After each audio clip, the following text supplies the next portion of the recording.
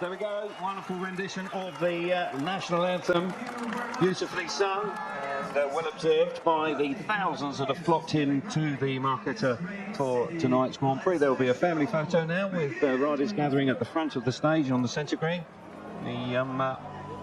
Before they move back towards the pit area, and we are now just a few moments away before heat number 1 gets underway. You can see the preliminaries are pretty much done and dusted now, and we will be on with the reactions now. Here are the standings after one round of the World Championship in 2026. Staggering performance by Casper Verina. He leads the way. Dan Bewley, unfortunately, all the very best to Dan Bewley. Had an awful accident in Denmark just a few days ago. Underwent surgery, broken leg.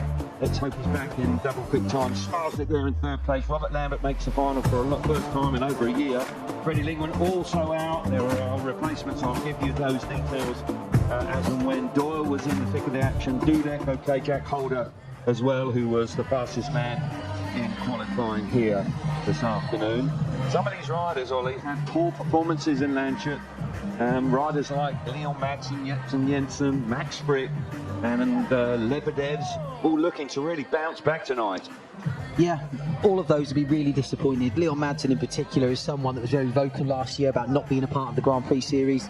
He did very well as a wild card here in Prague, but he needs to bounce back. He needs a good performance. This track will suit him, but he really did look uncomfortable in Lancashire, and I expected more, to be honest. But yeah, all four need to bounce back, and Brady Kurtz is another one. He'll be looking for a better round.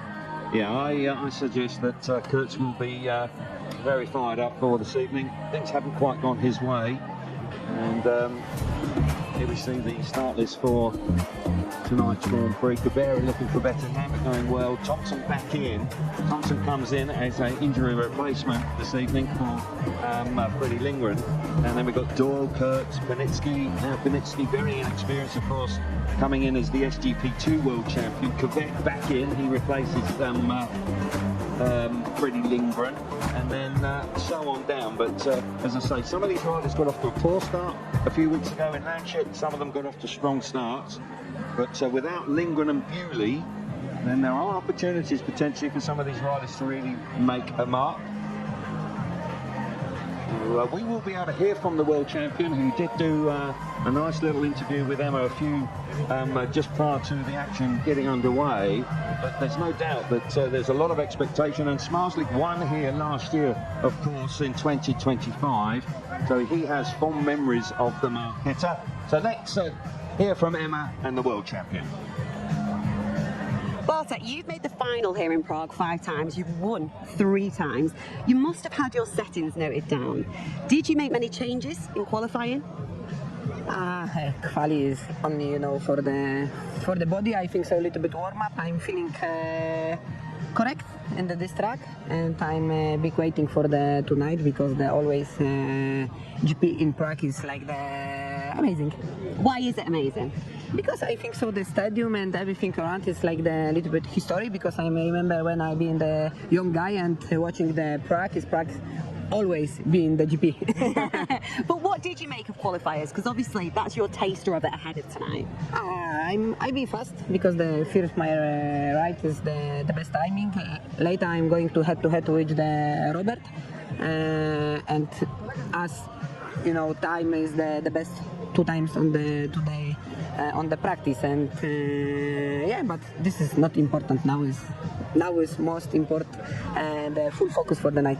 What's the key to success on this track, Bartek? In Speedway don't have key for the success. Must hard work and be smart. Last year, the inside gate, the red gate, it was very advantageous. I think it was something like 10 of the first 12 heats, the red gate won. Do you think that's going to be the same again here tonight? Yes. In a nutshell, yes. And are we going to see a repeat of last year from you? Are you going to win again here, Bartek? I hope so. Best of luck. Thank you so much, Bartek. Thank you very much. So clearly keen to get back to winning ways here. Bartosz Smarslik, 3rd in the first round of the championship when he wasn't at his best. And that quite often is his superpower. The fact that he doesn't necessarily have to be at his best, but he still picks up some very valuable points. That man, Jack Holder, terrific this afternoon, and topped the qualifying charts and chose to come out with the draw number 13. We often see Dan Bewley choose that. Robert Lambert finished in 4th place in Q3, and he would have been relatively pleased with that. And Jason Doyle, who has won here previously, and when in the year when he was world champion back in 2017, he was stunning out of gate 4 in the final. A performance like that from Doyle really would be quite spectacular. And talking about being spectacular, Casper Verina. Now, the eyes of the world on him. He's got the gold race jacket on. Can he reproduce something similar like he performed in Germany? I certainly hope so. It'd be great for the series if Casper Verina can continue that form and really take it to Smarslik. The question is, how heavy is that golden race jacket? There's no doubt it's playing on his mind. He's in a different situation than he was in. You know, he went into Lancia almost with a free hit. Not so much expectation on him. Now, the weight of the golden jacket is on his shoulders. It is indeed, and everybody else is now racing to try and steal it back. Dudek, who has had a slow start to the season for Torun in the Extra League, but made it to the latter stages, finished 3rd in Q3, and actually looked pretty decent. He was pretty relaxed about it all as well. He didn't rush at any point, but it seemed to pay dividends, and I'm sure he'll be very keen to try and transfer that into some major World Championship points here tonight in the Marquetta Stadium. Dudek, a former world number 2, back in the Grand Prix in 2026. A popular rider, Ollie. Yeah, very popular. Yeah, he's, I think he appeals to a lot of the younger fans with the monster energy and got a cool image. So yeah, I think a lot of people pleased to see him back in the series. And we'll have a look now at the start list for this evening. Yeah, heat number 1, we've got Cabrera, Lambert, Thompson and Doyle. Kurt, Kvek, Panitsky, Verina. We're expecting Kurt out of gate 1. He must be able to nail that. Jensen Bin needs a big night. Looking forward to seeing Vedna. He's an eye-catching rider, young lad. Back with Dudek, Leon Madsen. Madsen needing a much improved night. But he was 3rd here last year. Bartosz Smarslik, Max Frick, Andre Lebedev and Jack Holder rounds out heat number 4. Jack Holder was sort of shipped out of Lublin, his Extra-Liga club, at the end of last season. Moved across to Star Gorzów. And there is no question that Jack Holder has been a very highly motivated rider. His performances in arguably the toughest league in the world in Poland have been out of the top draw. And can he convert that into performances consistently at Grand Prix? I think he can. I think he's been knocking on the door for a couple of years now, and it's time for him to step up and deliver what his brother did many years ago.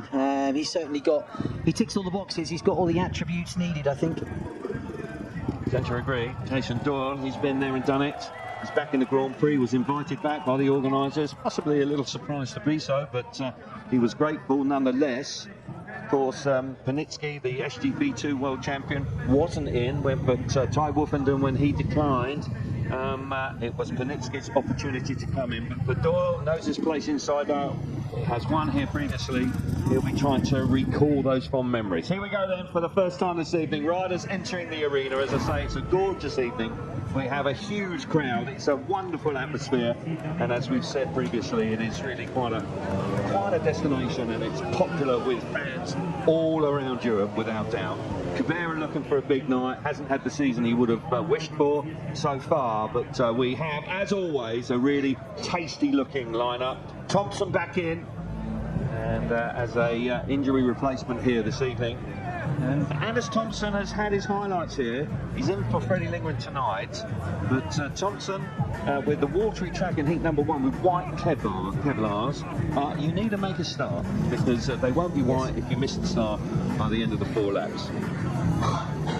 So, riders coming forward, doing a bit of gardening. The track's had plenty of racing. Congratulations to Poland. They are the Speedway of Nations 2 world champions with their performance. Pushed very hard by Denmark. It was a close contest, but nonetheless, their reign at under 21 Poland continues on. Viktor Przybylski, former SGP2 world champion, in fine form last night. Plenty of water going down. As I say, it's been stinking hot here. Somebody put 50p in the meter for sure, because it really has been very hot indeed. Right, the lineup for you. Red helmet colour for Cabrera on the inside. Robert Lambert, gate number 2 in blue. Anders Thompson out of gate 3 in white. And off the outside is Jason Doyle, the Australian, the 2017 world champion, in the yellow helmet colour. Here we go then for the first time this evening. Green light is on. Yes, for Steve Top. In the back, what a start from Cabrera. Charges in there, gate 1 working a tree. Here comes Doyle. Rolls up the inside, ruthless in the first turn. The 40-year-old veteran just charging through into second place, and Robert Lambert, as a consequence, has been relegated to the back and absolutely smothered in style. But Cabrera, what a lovely start from the inside gate. Yeah, great start for Cabrera, making the use of that gate 1. He's been so very good here over the last few years. Really hard first corner from Jason Doyle. He knew exactly what he was doing. Huge cutback going in. Robert Lambert left a little hole and he was straight through it, moved him out of the way. And poor Robert Lambert is at the back eating wet shale. The ideal start for the British rider, sole British representative in the Grand Prix now, with the injuries sustained to Dan Bewley in a conditioning match midweek. Rest of Dan, speedy recovery, and to Freddie. But Cabrera here has been immaculately out in front, dropped the clutch at the right time, bit of a hard wheel on the inside, and Cabrera gets his night off to a smashing start, the 3 points in the bag.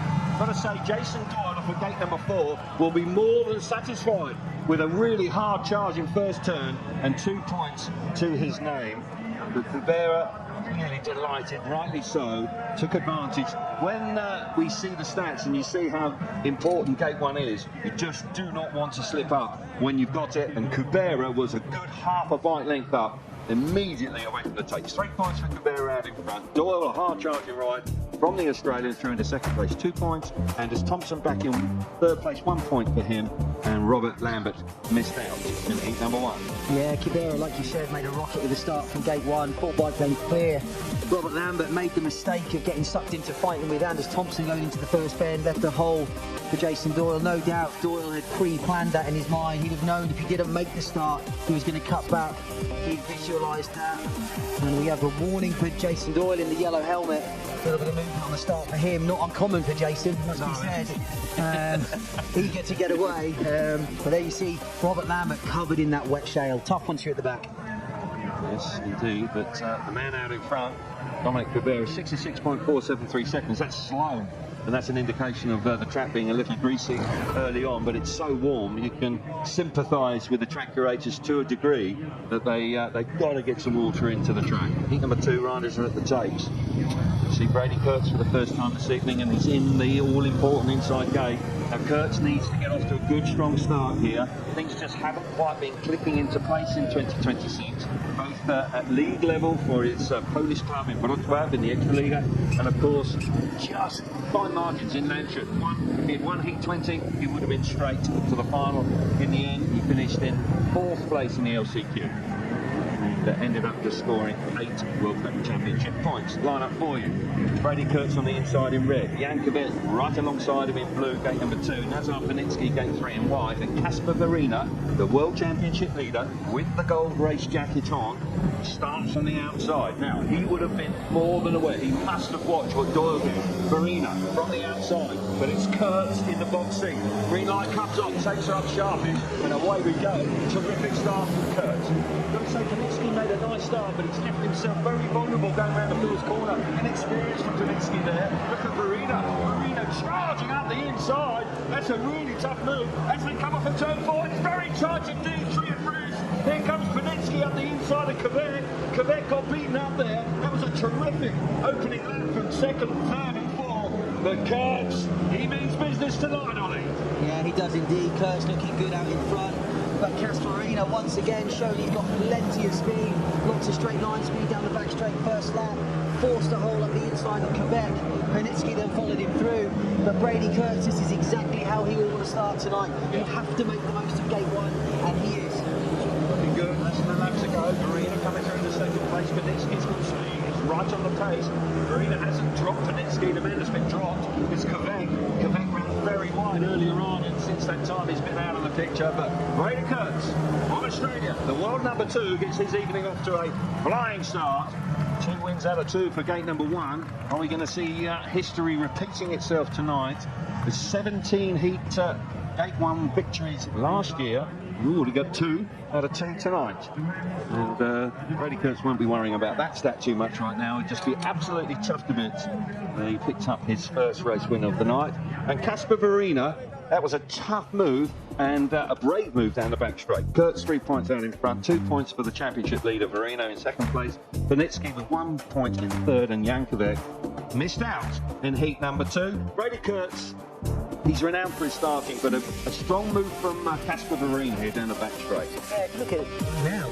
Casper Verena's nowhere, but he's drifted off a little bit wide on the apex of the first bend to turn the bike early and get a straight. Here we see he's cut back early. His wheels are in line a little bit before everyone else. He lifts a little bit down the back straight. That just gives him the boost he needs to push his way up the inside of Quebec. Parnitsky all very close there between Quebec and Verena. Very brave from Verena. Again, it's not the first time we've seen it. We saw it at Lancashire. He's brave and he's fast as well. It's a good effort for him in gate 4. Eye-catching rider, no question, the championship leader, but out in front, Brady Kurtz, thumbs up from the Aussie. More like it from him. Heat 3 boys are at the start, digging around, getting ready to go. And we'll see the wild card for the first time tonight. Adam Bubba Bednar, a youngster with a huge future, and the Czech Republic are very excited about that man. They really are. He rode great last night for his country, 23 points in the Speedway of Nations 2 final. Doubles up, that experience stand him in good stead. He is a confident young man, there's no doubt about that. Doesn't seem to be too worried about reputations.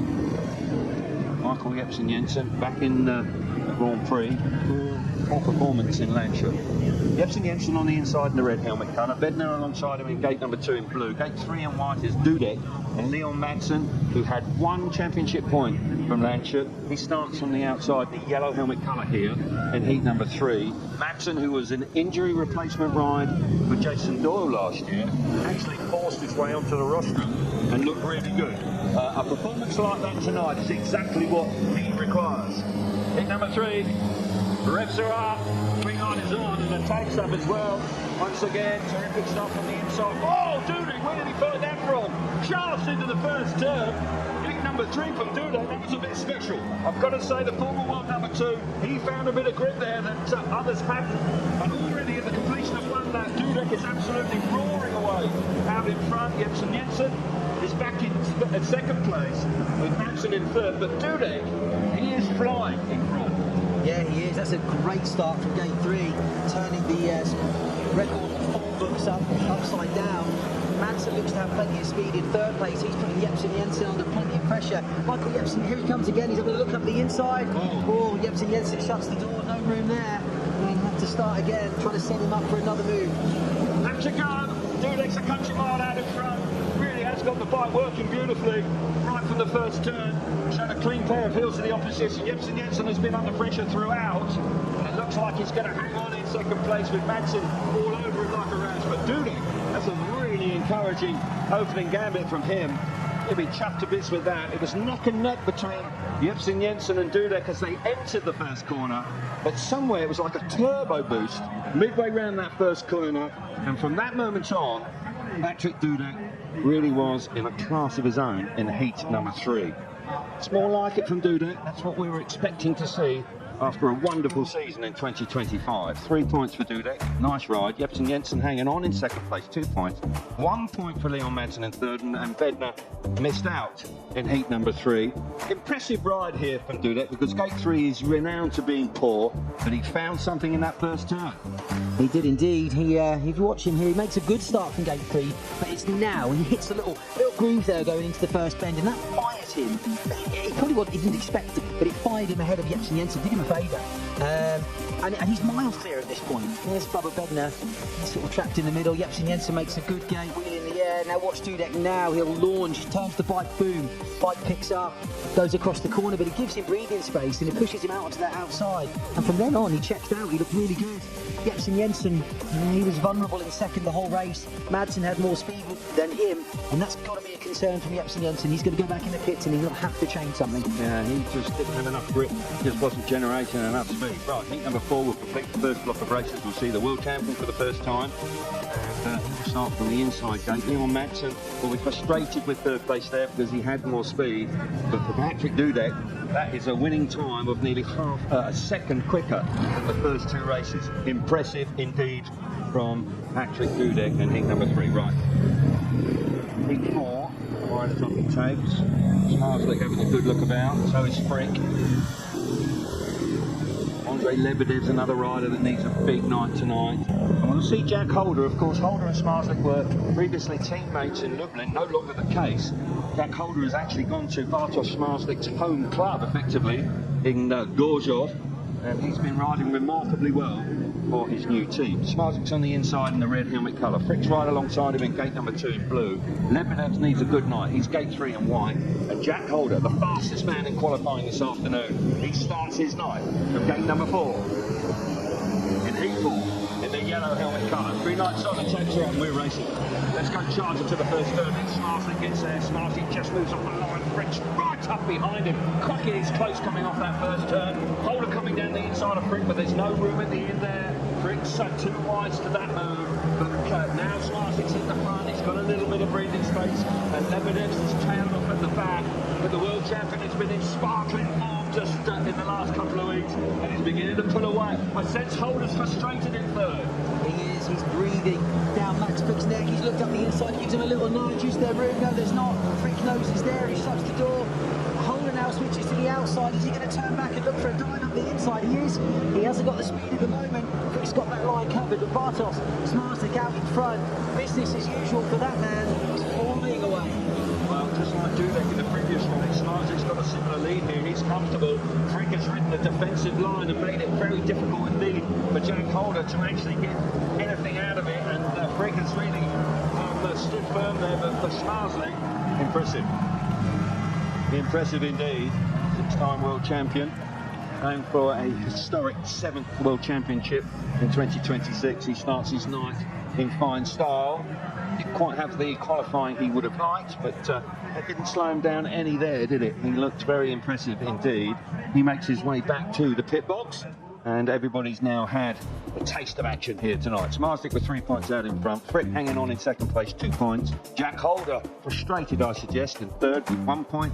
And Lebedev's tailed off in 4th place. Concerns the man from Riga. Take a look at it once again, but it's no question the inside gate has been fruitful. Yeah, Smarslick with a good clean start from gate 1. Moves out a little bit, but he's quick to turn back and sort of shut the door on everyone. And queuing up behind him on the inside. You see Jack Holder, he has a look at the inside of his Aussie teammate, but Max Frick shut the door. And once Max knew he was there, he did ride defensive. And what that meant was he was actually quite slow. He was holding the race up a little bit. Smarslick lifts quite heavy off the start, but gets it under control. You can see him working the clutch on the way to the first bend. Intelligent first bend from here, moves out a little bit to stop any run, and then swiftly comes back to the inside to cover that. It was tight, wasn't it? Very tight, yeah. You can see Jack Holder all throughout the race, so you can see how close they are. I think this might be where he almost runs into the back of him off the corner. Jack Holder turns back here. Do they make contact? Bang, yes they do. But Frick holds, he holds his ground. There's no room for him. It was a defensive ride from Frick. They'd be happy with 2 points. Good winning time as well, just like the previous race from Dudek's into the 65-second bracket. That's slow compared to what we've seen in the past, where they get down to 61 seconds. But nonetheless, he won't be worried about that at all. He'll be just delighted to have got his evening off to a good start. As I say, he may be slightly compromised a little later on, Smarslick, because he finishes his qualifying heats from the outside. We'll see some of the action again from heat number 4. It was very, very close between the 2 Australians. Oh, they're looking at Lebedev's. If you look at him on the back, if you keep an eye on the guy in white, he turns and he goes across the centre green. I think that's what the referee wants to look at. Yeah, both wheels across the line. Okay. And you can't go across there. I didn't catch that in real time, No. but unfortunately he didn't score any points anyway. But actually, an exclusion is worse than effectively is a non-finish. So that is worse than if you finished in 4th place. But a disappointing start for Andre Lebedev. The only consolation he has 4 more chances to make an LCQ.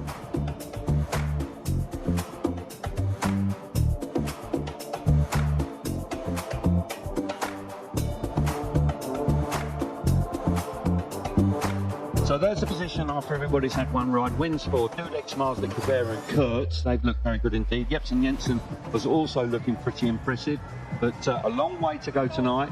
Jepsen Jensen probably going to make a few tweaks to his equipment, just didn't quite have as much speed as he would have liked. Here we see the fastest winning times of the evening. And Dudek very impressive, as was Smarslik. You can see the difference, massive discrepancy between heats 3 and 4 from heats 1 and 2. Top speeds.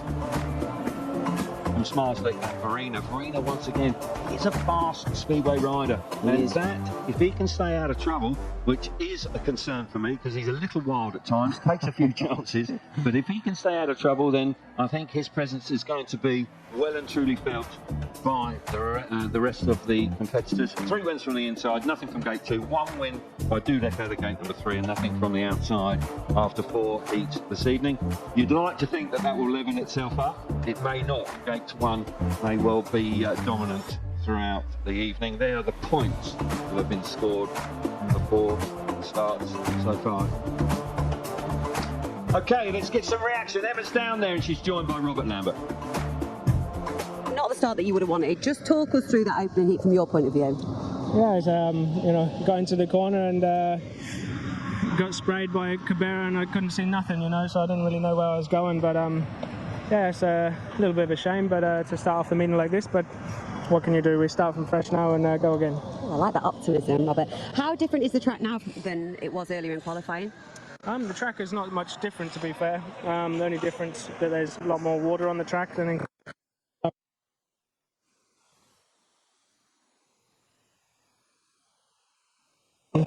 lucky I didn't pull.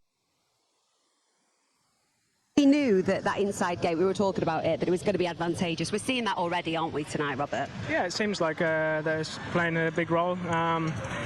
So yeah, I should have been faster in qualification and I could have picked 2 gate 1s. Best of luck for the rest of the evening. Thank you. Thank you. Cheers, guys.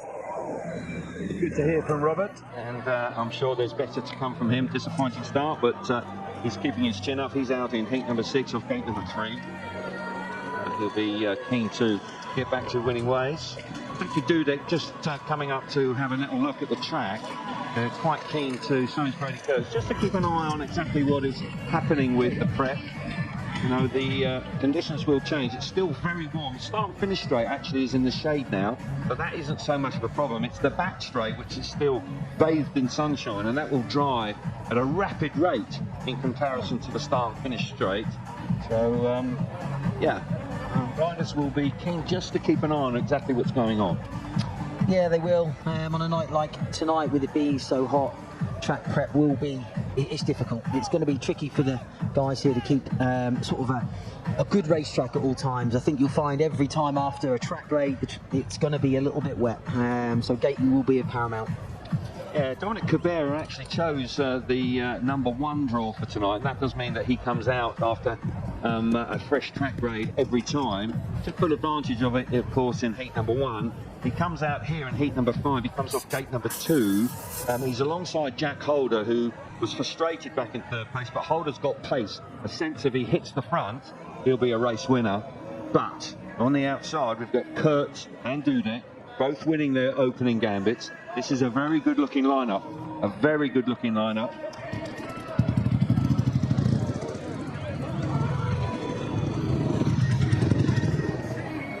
So here we go then. We get back on with the action in heat number 5. Track grading has been completed, and we've got some race winners here. 3 race winners and a 3rd place from Jack Holder. This is a really hotly contested heat. Something's got to give. That man on the inside who was showed some speed, but just could not battle his way through and get the better of Prix in his opening ride. There's no doubt that Holder, the quickest man in practice, looked like he had speed. He was just a little, well, he was just trapped on the inside, just couldn't quite get to the major points. Kubera, Kurtz and Dudek all won their first races. Good looking lineup here, Ollie. Yeah, tasty lineup, and it's interesting that Kurtz has got gate 3, which Dudek made it from, so it's possible. I think the tricky start is going to be gate 4, and that doesn't seem to be offering a lot at all at the moment. Gate 4, sorry. But yeah, gate 3, you've got a chance, I think. we will wait to see how that transpires. Kubera made an absolutely fabulous start in heat number 1. He does something similar, he could still maybe get them from gate 2. Holders on the inside in red. Gate number 2 in blue is Kubera. Kurtz in gate number 3 in white. And Dudek goes from the outside in the yellow helmet colour. Which way is this one going to go? 3 winners here going head to head. And again, Kubera's made a lovely start. But it's Kurtz out of gate 2, you were spot on. Ollie. Kurtz, who I fancied he looked really good in practice earlier on this afternoon, and that is quite an effort. And the Australian fires himself to the front. Kubera now hanging on in that second place. Oh, his packs are up. Oh, desperate. No luck at all for Kurtz. He's done all the hard yards. Yeah, that is heartbreaking for Brady Kurtz to make that start from gate 3. That would have been an incredible result, but now that leaves Kubera in front. Once again, Jack Holder showing loads of speed, just like he did in his first heat race. He's going to be working that. He's working the outside in the sort of apex of the corner. He'll turn it back. Nearly ran into the back of him. He's cut back to the inside. Kubera's still got just enough breathing space. Now there's a lot to go. Kubera's under huge pressure. He cuts Holder again. Kubera having to ride narrow down the back straight on the last lap. Now Holder going for the blast around the outside. The charge to the checkered flag. Which one do you think Holder got there? I think Holder might just have stolen the win away. Best race of the evening. You've got to feel for Kurtz. Nothing's going his way. He did exactly what he needed to do. He had hit the front, and then for whatever reason, his bike gave up the ghost. But what a ride from Jack Holder. I think he got there. He took the chance to come around the outside of Kubera. And that run to the line, the bikes have got transponders on them, so they will know which way this has gone. But a terrific effort, and this time Holder elects to go for a run around the outside. Still waiting for the result. He's got there. He's got there. And that is a fantastic effort from the Australian, who really did look red hot earlier on, and that was a very impressive ride indeed. Jack Holder picks up his first win of the evening. Kubera back in second place, and Dudek in third, and unfortunately Brady Kurtz packed up. That's such a shame for him when he was out in front when the bike gave up the ghost. Right, so it tapes. We are going to have a quick look at this last gasp effort. Jack Holder around the outside. This is the last corner. Just gets round him. I think Kubera expected it to put from the inside because he'd been up there the previous 2 laps, but Holder tricked him there really and went round the outside. A great ride from him. He showed pace all day. Yeah, that's impressive. He goes on to 4 points from 2 rides so far. Jack Holder looking good. Right, hit number 6. The riders are at tapes, and we see Max Frick for the second time as well. Nitsky. Not off the pace, first time out, but very much involved. Frick's on the inside in red. Jepsen Jensen, gate number 2 in blue. Robert Lambert needing some points. Gate number 3 in white. And Nazar Panitsky from the outside in the yellow helmet colour. Here we go, heat number 6. And that got very lively indeed in that previous race. Will we see something similar here this time? Takes her up. We're underway into the first turn, and Jepsen Jensen, his bike took off halfway to the first turn, and he made it work, and he's hit the front. Here comes Frick up the inside of Lambert. Lambert squeezed against the fence down that back straight. It's narrow there, not too much racing room, but Lambert round the outside now squares the corner off. Lovely move from Robert Lambert. Classic speedway from Robert Lambert to charge back into second place, but Jepsen Jensen, they've made some tweaks there, because that bike's really going great guns now. They were listening to us, Kel. Jepsen Jensen up in front, stretched his lead. Great first lap for Robert Lambert. Like you said, a classic speedway cutback. Built up his pace around the outside of turns 3 and 4, cut back under Frick, dived underneath him. Frick's not fast. He was okay in qualifying, but he's struggling here now, and he's going further and further behind. We've got to Jepsen Jensen from gate 2. Not seen a win from there all night. Well, not seen a start from there all night, that's for sure. Smashing stuff. And Michael Jepsen Jensen, this is what we were expecting to see. Disappointing in Germany. Just picked up 2 World Championship points, but my golly, that was an impressive ride from him. Robert Lambert really fighting for his points to come through on Max Frick. Lovely ride from him. He picks up his first points of the evening. But Jepsen Jensen, who struggled for a bit of speed in his first ride, well, he found a whole load of it in his second one. 3 points for Jepsen Jensen, 2 points for Robert Lambert in second place, 1 point for Max Frick in third, and Nazar Panitsky just misses out in heat number 6. Smashing race this, and Lambert the Entertainer. Yeah, Jepsen Jensen makes a really good start from gate 2. That's the first one of those we've seen, and that'll give confidence to everyone else who's got that coming up. You see Robert Lambert here in the white helmet. He gets the gate shut firmly down the back straight by Max Frick. Switch it again. Great start from Jepsen Jensen. Great throttle and clutch control going into the first bend. We keep an eye on Robert Lambert. He's trying to build his speed up around the outside. Frick will have a look. He knows he's there. He'll come into shot now. Here's Lambert. Moves in deep into turns 3 and 4. Builds up some pace. Turns back. Big straight line and pushes his way up the inside of Frick. Really good move from Robert Lambert. Very good time from Jepsen Jensen. 64.6 seconds. So track getting better, and he utilised it. And whatever moves they made and tweaks they made in the pits between the first and second ride worked a treat for Jepsen Jensen in heat number 6. Riders are at tapes for heat 7. Bednar, the wild card, which is the world champion, out of gate number 2. As I say, he gets gates 1 and 2 early on, then he gets gate 3 twice and gate 4. Smarslick needs to make these inside gates pay now. Bednar, inside gate red helmet colour for the wild card. Bartosz Smarslick, gate number 2 in blue. Jankovic will come out of gate 3 in white, and Anders Thompson off the outside in yellow. And Kvek has changed his bike here. Didn't fancy the first one, didn't work out, had a horrible ride. It's a clean bike. Let's hope he gets a good ride this time. Here we go then. Revs are up and the tanks are up.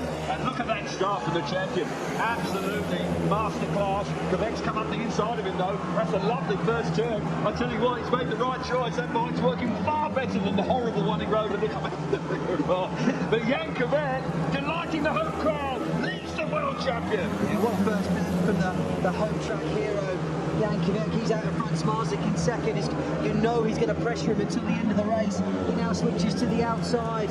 Is he going to look to cut back? He is. Here he comes.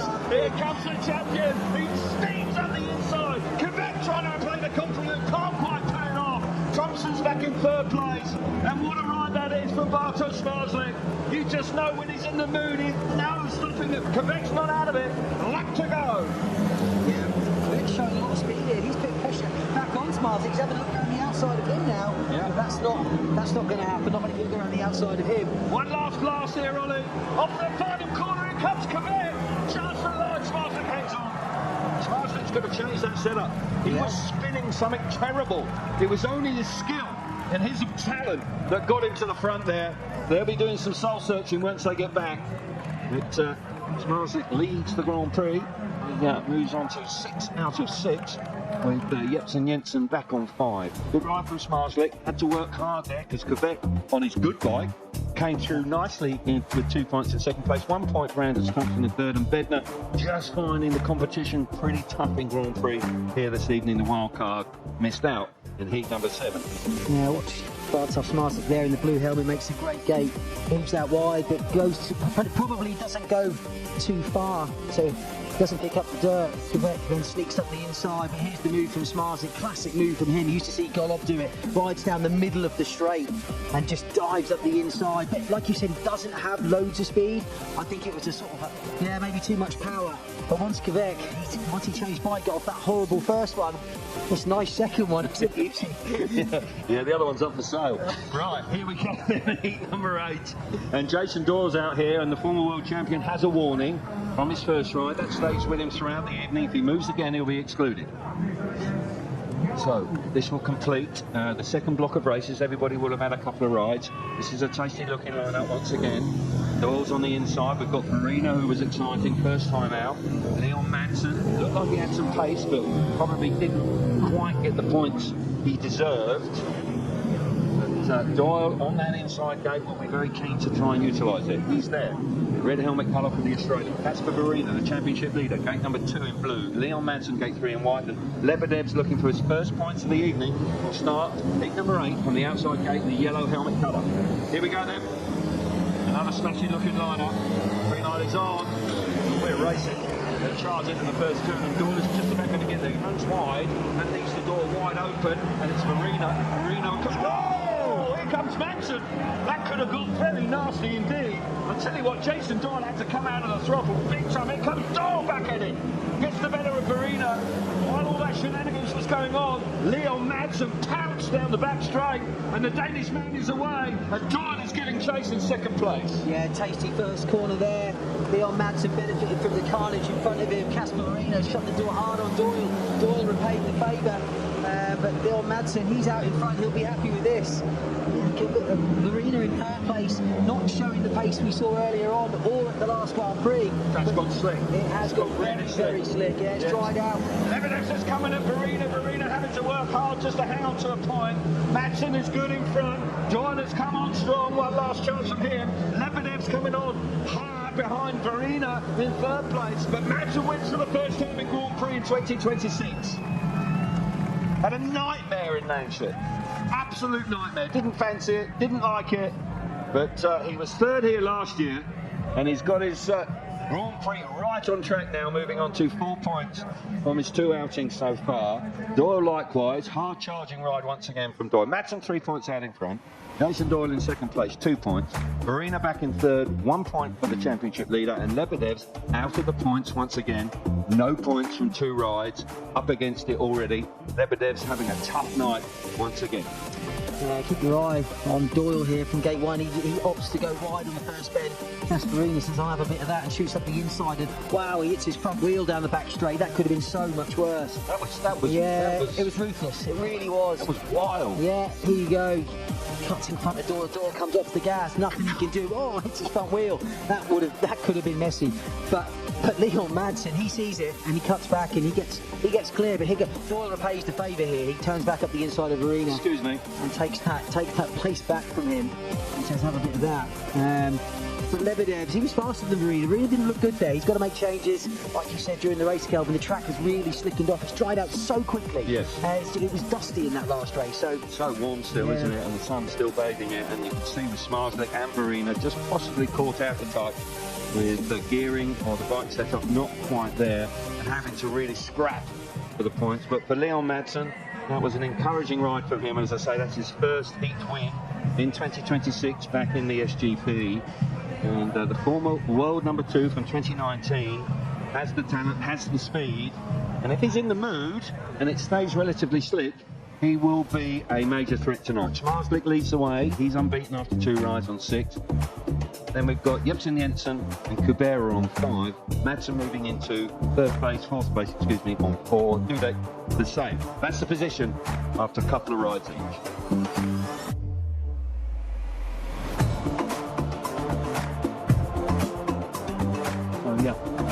Good news for the reigning world champion. The championship leader has 3 points, but we know Casper Verena, we saw that coming out of that first corner. He is going to put himself about, and there's no question that's his style, and he doesn't make any apologies for that.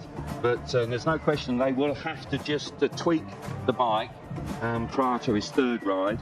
But ominous signs.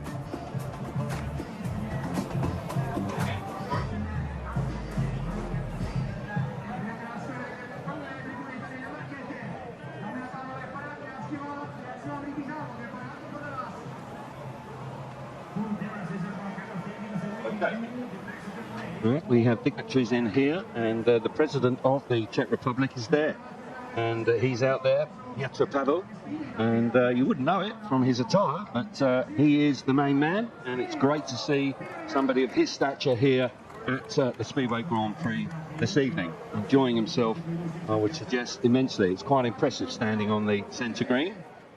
And Michael Jepsen Jensen, we suggest that he looked very impressive, and there you can see the winning time spot on. And the 2 Danish riders, actually, Jepsen Jensen and Leon Madsen, they're at the top of the speed times and the times for the winning races. They had desperate meetings in Landshut. Looks like they've really pulled their sleeves up and having a real go tonight. Dan Kvek on his nice bike, that was fast, wasn't it? Nearly 120 Ks. So there's no doubt on Bartosz Smarslick. You can see there that the discrepancy is significant because it's from the same race, 8-7. That's why Kvek very nearly got back to the world champion. It was only the tenacity of Smarslick that kept him out in front. Look at the gate stats: 4 wins from the inside, 2 from gate 2 and 2 from gate number 3. Nothing from the outside so far. So gate number 1 not completely dominant after the first 8 races.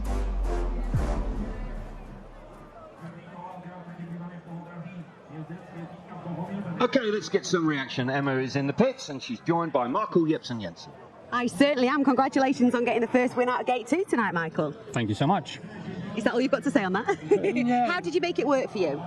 No, of course I had a look when I was from one in the first one. We made a little bit of a mistake in that one, and I shouldn't have thrown away a point. But to be honest, Gate 1 wasn't ripped up as far, and we were speaking about it, but yeah, it was okay. But Gate 2 was better for me. What kind of tweaks did you make? No, practically we went back to what we had at the first session at the practice. So yeah, it's not always easy with that practice either. I've got to ask you as well, Michael, because when you came over here, you said that your other cap is in an ice bucket right now. How does the weather, with it being so hot, how does that affect you? No, it's all right. We will always complain about something else, but no, it's been so cold all season, so finally it's hot. But no, of course, I think it's the first time this year sweating like crazy, so we gotta stay hydrated and cool. So no, it's good. It's beautiful weather. It's just about to cool down now, so hopefully it stays this way out. And just finally, what have you made of the track? You mentioned it there, but what have you made of it? Has it changed at all since qualifying for you? No, it was a bit extra wet for the first round. A bit better here in the second one. Of course, I also had a clear track in front of me, which helps. But hopefully it will be all right, and we won't be it won't be too wet. But no, it looked all right last night as well. I was watching a few heats from the Honor 21s, I believe it was. So no, not too bad. Cheers, Michael. Thank you very much. Thank you. Yeah, he bounced back well there, and clearly he made the right choices, because not only did he win the race, he won it in the fastest race time so far this evening, and he's sitting pretty on 5 points, so he's had a solid start to round number 2 after a really disappointing opening round of the World Championship. Jack Holder, I fancy him tonight. I think if he can make a start or two, I think he's got the pace to be knocking on the door of another Grand Prix victory tonight. And what can you say about Brady Kurtz? He's just having one of those seasons where last year everything went right. Yeah. Everything went right. He's not doing anything different. And this year nothing's quite clicking, is it? And you've got to feel for him. It must be testing his mentality right now. Yeah, you really do. And it's even more it's even more of a kick when you've just made the start of Gate 3. When the riders look at the programme tonight, they'll earmark Gates 3 and 4 and think, I need to get some points off those. That's really important. So that will have hurt. Indeed it will. And but he'll be back, sure.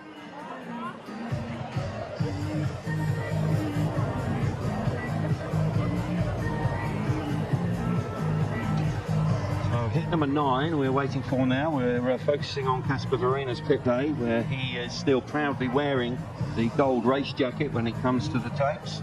As I say, that's been reintroduced for 2026. Last time we saw it was back in 2009. So heat number 9, we will see Panitsky, Lebedevs, Kubera and Bednar. A couple of riders there out of the point so far. Lebedevs in particular needs to get his Grand Prix underway. Madsen, Kurtz, Smarsik, Lambert. What a heat that is. Heat number 10. Then we see the championship leader Vereena in 11 with Dudek, Thompson and Frick. And Jack Holder, Doyle, Jepsen Jensen and Kvek in heat number 12. Heat number 10 so far looks very interesting indeed. And heat 12 also another really strong looking race. But Madsen off the inside in heat 10, he could be a major threat to Smarslik and Kurtz. Yeah, I agree with that. Hopefully Kurtz will be able to bounce back from that engine failure. Let's hope so. So riders are up at tapes for heat number 9, it is, not heat number 8. Heat number 9 is with us, and we've got the youngster Nazar Panitsky from Ukraine. We'll start from the inside. There we go. Got the graphic bang on now. Heat number 9. Just got me guessing there for a moment, but Lebedev's out again. 3rd race for him. He needs a win. He's changed his bike. I'm looking down here from the commentary position. That's a brand new bike, and you can understand why when he has failed to score so far. On the inside is Panitsky in the red helmet colour. Lebedev's on a new bike, gate number 2 in blue. Dominic Kubera out of gate 3 in white. Bednar starts on the outside in the yellow helmet colour. Kubera's looked good so far tonight, but will Lebedev's improve on his second bike. Here we go. Terrific stuff. He's made a lovely start, but Cabrera's has on his bike right away across from gate 3. Good stuff from Cabrera. He's doing well tonight. He fires himself down the back straight. Youngster Panitsky in second place, holding his own. Lebedev's coming through in third place. Bednar at the pack, but I've got to say, Cabrera is having a really good evening here, and he really did work hard. Lebedev pushed himself up the inside of Panitsky there, moved himself up into second place, but like you said, Cabrera made a really good start. There's 3 good starts for him tonight. He'll be very, very happy with that from what is a tricky number 1 position. Lebedev's hit the fence going over the start and finish line. I thought he was coming off, but I'll tell you what, Lebedev's is on his good bike now, the nice bike, because the horrible bike is back in the pits, because he has got pace. A lap to go. Cabrera's in front. Bednar now coming up the inside of Panitsky, who's lost all his speed and has been relegated to the back. Bednar runs wide and allows Panitsky back, but it's tight. Bednar now through into third place, but meanwhile out in front, Cabrera off the last corner, and 3 points again for Cabrera. His second race victory of the evening, and he moves on to 7 points. Excuse me, not 7 points. He moves on to 8 points. He's had 2 wins and a second place, and Cabrera, who's had a steady start to the season, has had a strong start to tonight's Grand Prix. 3 points for him out in front. Lebedev's his first points of the evening in second place, 2 points. Bednar picks up a point in third, 1 point for him. And Panitsky missed out here. But What a start. Cabrera, that was really good stuff from him. Yeah, brilliant start from Cabrera in the white helmet colour there. Bike launched himself off the line and just drove all the way to the first bend. Here we see Lebedev. This is his move up the inside of Panitsky. Uses that little bit of dirt on the inside around the curb, moves him out of the way, possibly a little bit of inexperience there from Panitsky, and then Panitsky comes under pressure from Bubba Bednar. He dives his way up the inside. Good ride for the local youngster to get his first points of the night. But Lebedev looked quick in second. He's got rid of the horrible bike. He's on the good one, and it looks better. There's a couple of bikes for sale on the pitch now, if you're interested. Anyway, heat number 10 is with us, but Cabrera will be chuffed to bits with the way his evening has started. He leads the way on 8 points so far. Here we go then, heat number 10. Leon Madsen's out here. This is a really good lineup. This is hard to call a winner. It really is hard to call a winner here. This is a great race to win. It really is. Smarslick, who's unbeaten so far from his first 2 rides. Got gate 3, as I say, his draw of number 15. He had gate 1, 2, then he goes 3, 4, and then 3. So tough end to his qualifying. Madsen on the inside in red. Kurtz alongside him in blue, gate number 2. Smarslick out of gate 3 in white, and off the outside is Robert Lambert in the blue and the yellow helmet colour. Unbelievable lineup. It could be the final. Tasty. Could be the final here this evening. What way is it going to go? Kurtz will be smarting. He can't believe what happened last time out. Here we go. Who's going to get to the front? Green light comes on now. Long pause and we're away. Madsen's made a good start on the inside. Kurtz is right there. Here comes Smarslick up the inside. Lambert's trying to follow him through. It's close coming off the first corner. It's tied down the back straight. Nothing to choose between Kurtz and Smarslick. Smarslick roars across and through and Kurtz. Leon Madsen now in front. Oh, here comes Smarslick up the inside. Unbelievable speedway on the opening lap. But Madsen, here comes Kurtz now. What a response from the Australians. Yeah, what a move from Kurtz. Splits down the middle of Smarslick and Lambert down the back straight. He's now in second. Madsen out in front. He's ignored all the chaos so far. But Smarslick, once again, he's putting himself about, but he's not that fast. Spinning up. Hasn't got the drive he wanted. Leon Madsen has. That was really a lot of fireworks going on there on the first couple of laps. We're into the last lap. Smarslick has closed back in once again on Kurtz. Kurtz hanging tough in second place. Madsen looking like he's going to go back-to-back victories here. This is more like it from the Danish man, the former world number 2, Leon Madsen. What a return to form. How about that? Nowhere in Lancashire. Completely out of touch.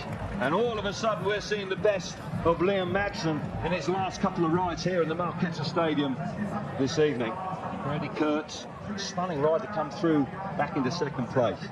Madsen out in front, 3 points for him. Brady Kurtz, 2 points in second place. Bartosz Smarslick dropping points for the first time this evening, 1 point in third.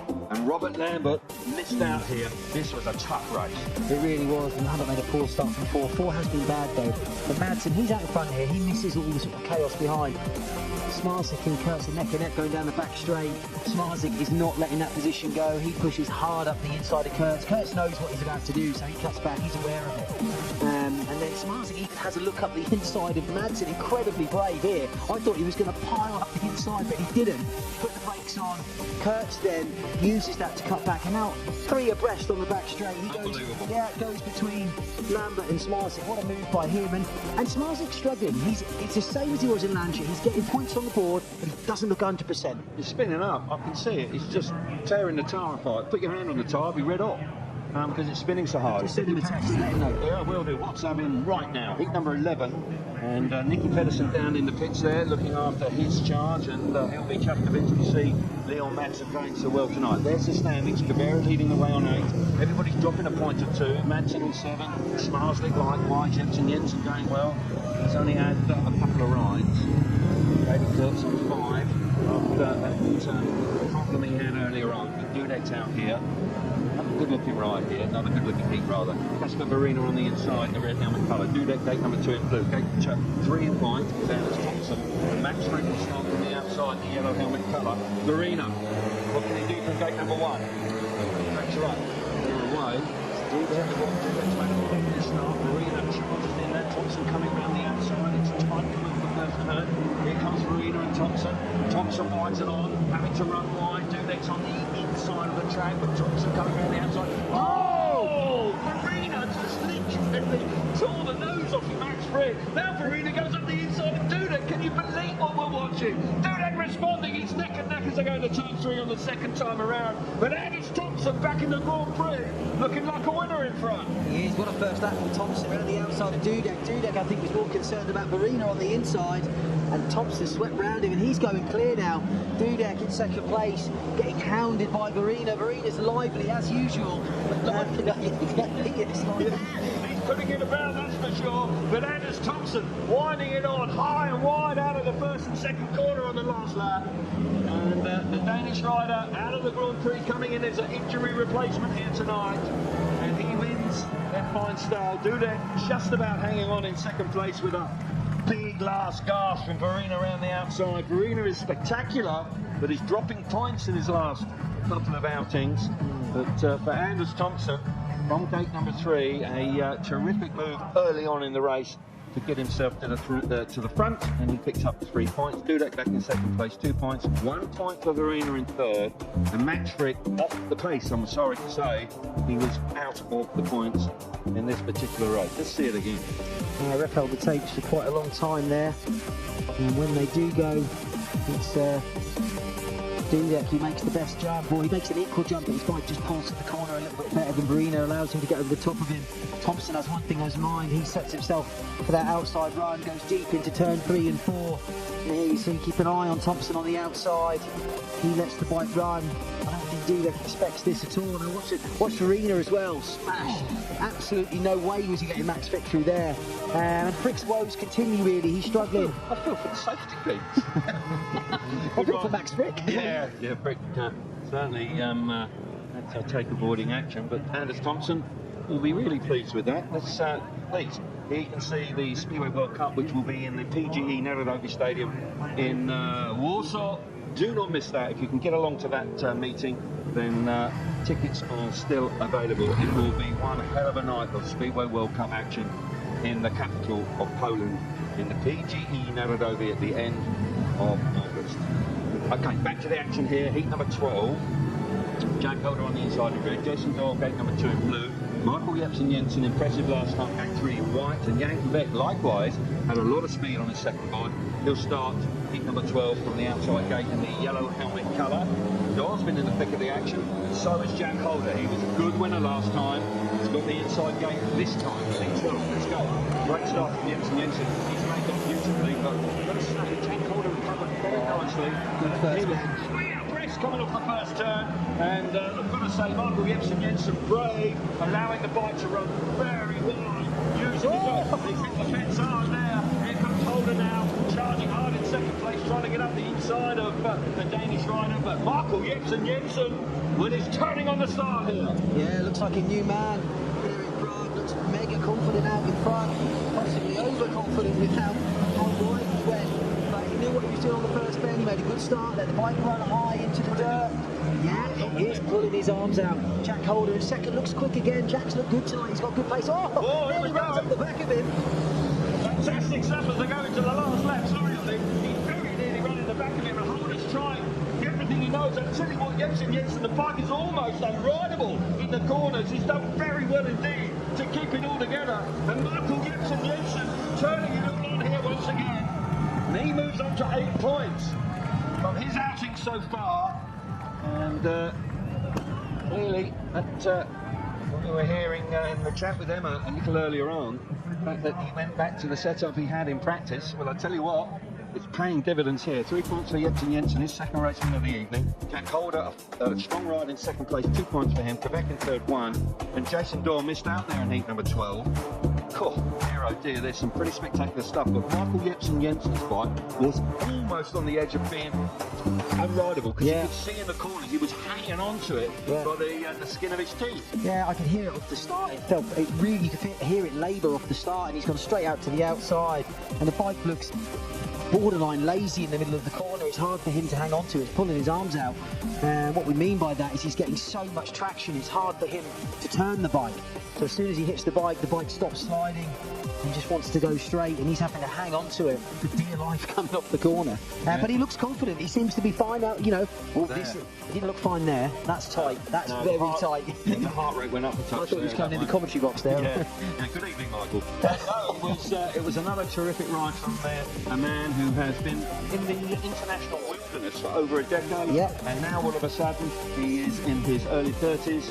He is back and is looking terrific here tonight after a disappointing opening round in Lancashire. Sweating, hot, clearly enjoys it, because he moves to the top of the charts on 8 points from his 3 outings so far. Impressive from Michael Jensen. He'll be keeping it going, I'm sure.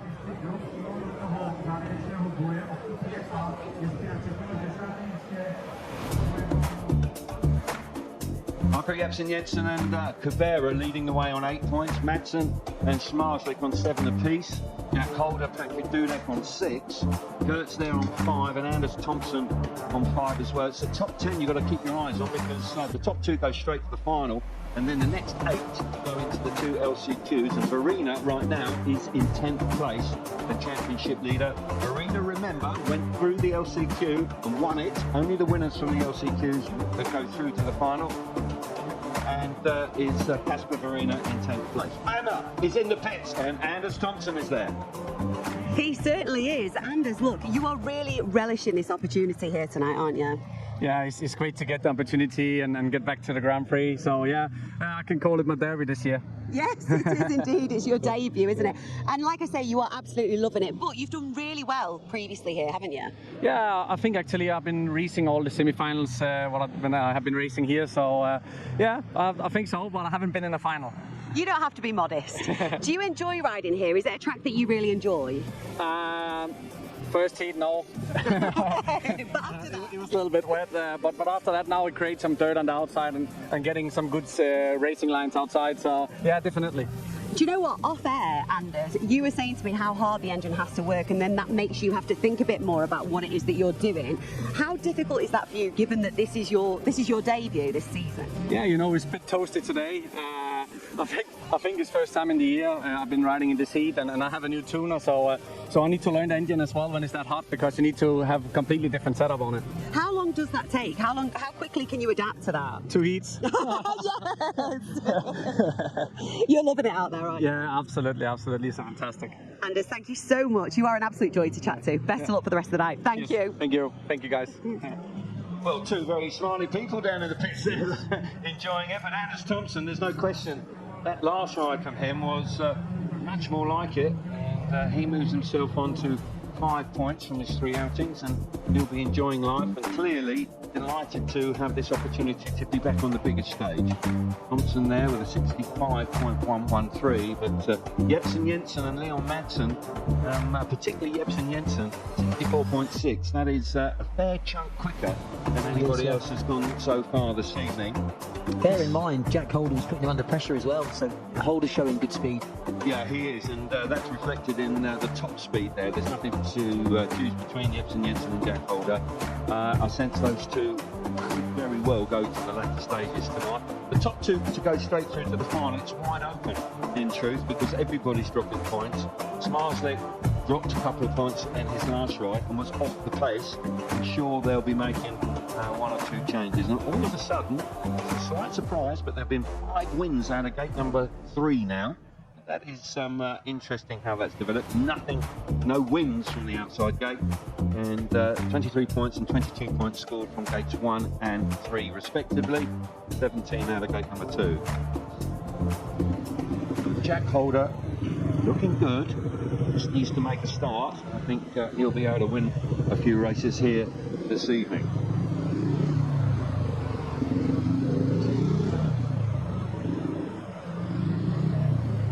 Do that also, looking quite useful. Okay, let's get some more reaction. Emma's working overtime. Bartosz Smarslik's with her now. Liam, look, it was a perfect start for you, Bartek, in your first few rounds, but then just dropped off slightly in that last heat that you were in. What happened there? I make the mistake on the second laps and be fast, too much fast on the end on the corner, and later I don't have place going to the outside and must be, close the gas and going to the into the Leon, and later I make again come back my bike going to the outside to bad line, and Brady make it better line for the end. I'll tell you what, it was entertaining to watch. Next lap. It was entertaining to watch though, I'll tell you that, Bartek. Yes, I think so. Me and Brady being everywhere. We were loving it. Look, I've been asking your fellow riders about the heat because it does make such a difference, doesn't it? How is it impacting you? The weather. Weather. Too warm. Yeah, very, very, very hot here, isn't it? Yes, too hot, too much, but it is how it is. I love the sun and warm. And that battle with Jankovic, were you enjoying that? Yeah, I think so. Another good racing with Jan, and yeah, I hope so we make more good hits today. We are watching that at present. We can see that going out, that battle with Jankovic. Can you just talk us through it from your point of view? Yes, but I think so we make it the normal good fighting hits, and I don't remember too much now these hits. Caught in the moment, weren't you? Yeah. Thank you very much. Best of luck for the rest of the evening, Bartek. Thank you. Thank you. Good to see Bartosz Smarslik, and good to see him giving some interviews during the evening as well. That's rare. You haven't seen that for a long time. I would say that when you look at the top speed, Smarslik is off the pace, and I would think that he does need to find a little bit more pace if he's going to win here this evening. His last couple of rides just doesn't look like he's got enough speed coming off the corners. When you look at Jepsen Jensen's almost got too much. Here we go, the Speedway World Cup once again. It's presented by Monster Energy. There are tickets available. It is in the PGE Narodowy Stadium at the end of August. Please, if you want to go, it is going to be a fabulous event in a wonderful stadium in the capital, Warsaw of Poland. Something to look forward to in the upcoming months. Max Frick, who has had a disappointing evening so far. Frick just on 3 points, not having a great start to his campaign in 2026. And what a turnaround by Michael Jepsen Jensen and Leon Madsen. Both of them really out of touch in Landshut. Yep. Entirely different here. Yeah, we earmarked them at the start of the meeting and said they really need to bounce back, and we thought they were capable of a lot more, and they really have. They've shown up today. Possibly track conditions suit them. It's not quite, it hasn't got the ruts and grooves in it that Landshut had. Suits their style a little bit more. Both riders are certainly well known for being good on your kind of flat and slicker tracks. Here we see some race action from earlier on. Lebedev's diving up the inside of Parnitsky, very tough on him. Get out of the way, I'm coming through. And then Bednar does the same, pushes his way up the inside of Parnitsky there. But Lebedev's, once he changed bikes, he looked like he had a lot more speed. Cabrera has been gating well, but doesn't look overly quick, but his starts have been very good. Yeah, he's taking a lot of solace from that. This was this hugely competitive heat number 10, and you've got to say that Leon Madsen nails it off the inside. Then this real scrap between the world number 1 and 2 from last year. And Brady Kurtz keeps his cool here and his composure, because Smarslik there, that's the moment when Smarslik loses all his momentum, because he has to come off the gas, doesn't he? Yeah, and kill his speed. Yeah, and the modern day Speedway engine, once you come off the throttle like that going into the bend, it's going to take you half a lap to get those revs up again. That's an issue.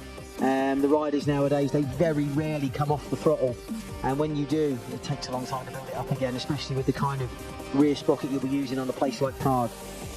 And we're moving on to the very next race, and we've got Verena on the inside, but Dudek superb out of gate number 2 initially, but Anders Thompson, this was his moment, and he's forced to the outside, but he shows bravery here to get the grip and get himself to the front. He does, and it was nice to hear from him. He looks like he's enjoying himself. Always a fun character to get an interview from, always fairly upbeat and willing to sort of play the game as far as the cameras are concerned, which is nice. So here's the next 4 races for you. Heat number 13 with Quebec, Madsen, Frick and Cabrera. Good match up between Madsen and Cabrera there. Robert Lambert desperately needs a win. Jack Holder going along pretty well. Marina also needs some points. Bednar on 1. Lebedev's, Thompson, Jensen and Kurtz in heat number 15. Interesting between Kurtz and Jensen there, you've got to believe. Dudek, Panitsky, Doyle and Smarslik out in heat number 16. As I reiterate, the draw now for Smarslik is unfavourable. It's not great. He finishes qualifying all from the outside, and I think the foundation, the fact that he had 2 wins from the inside 2 gates, quite possibly could just be coming to his saviour. But Smarslik will want to go straight to the final, as everybody does. But right now, Jensen and Cabrera are in those top 2 positions. Will it stay that way? Well, we have not too much longer to wait to find out. Riders who it takes, number 13, just to give you the date of the Speedway World Cup exactly, the 29th of August in the PGE Narodowy Stadium in Warsaw. Tickets are still available. Here we go then. Leon Madsen having a much better evening. He's had a couple of race wins. He's out here. And Quebec's on the inside in the red helmet colour. Leon Madsen alongside in gate number 2 in blue. Max Frick, he needs some points here. Gate 3 in white. And Cabrera, as you rightly say, has been making some super starts. He goes from the outside, but we haven't had a race win from the outside so far this evening, Ollie. Will Cabrera change that now? Here we go then. Marshall's happy, moves away. Yes, the steam top. Yes, movement. Madsen moved. Will the red light come on? Yes, it surely does. Yeah. Yes, it surely does. And Madsen, just a little bit nervy on the start line there. He will get a warning for that.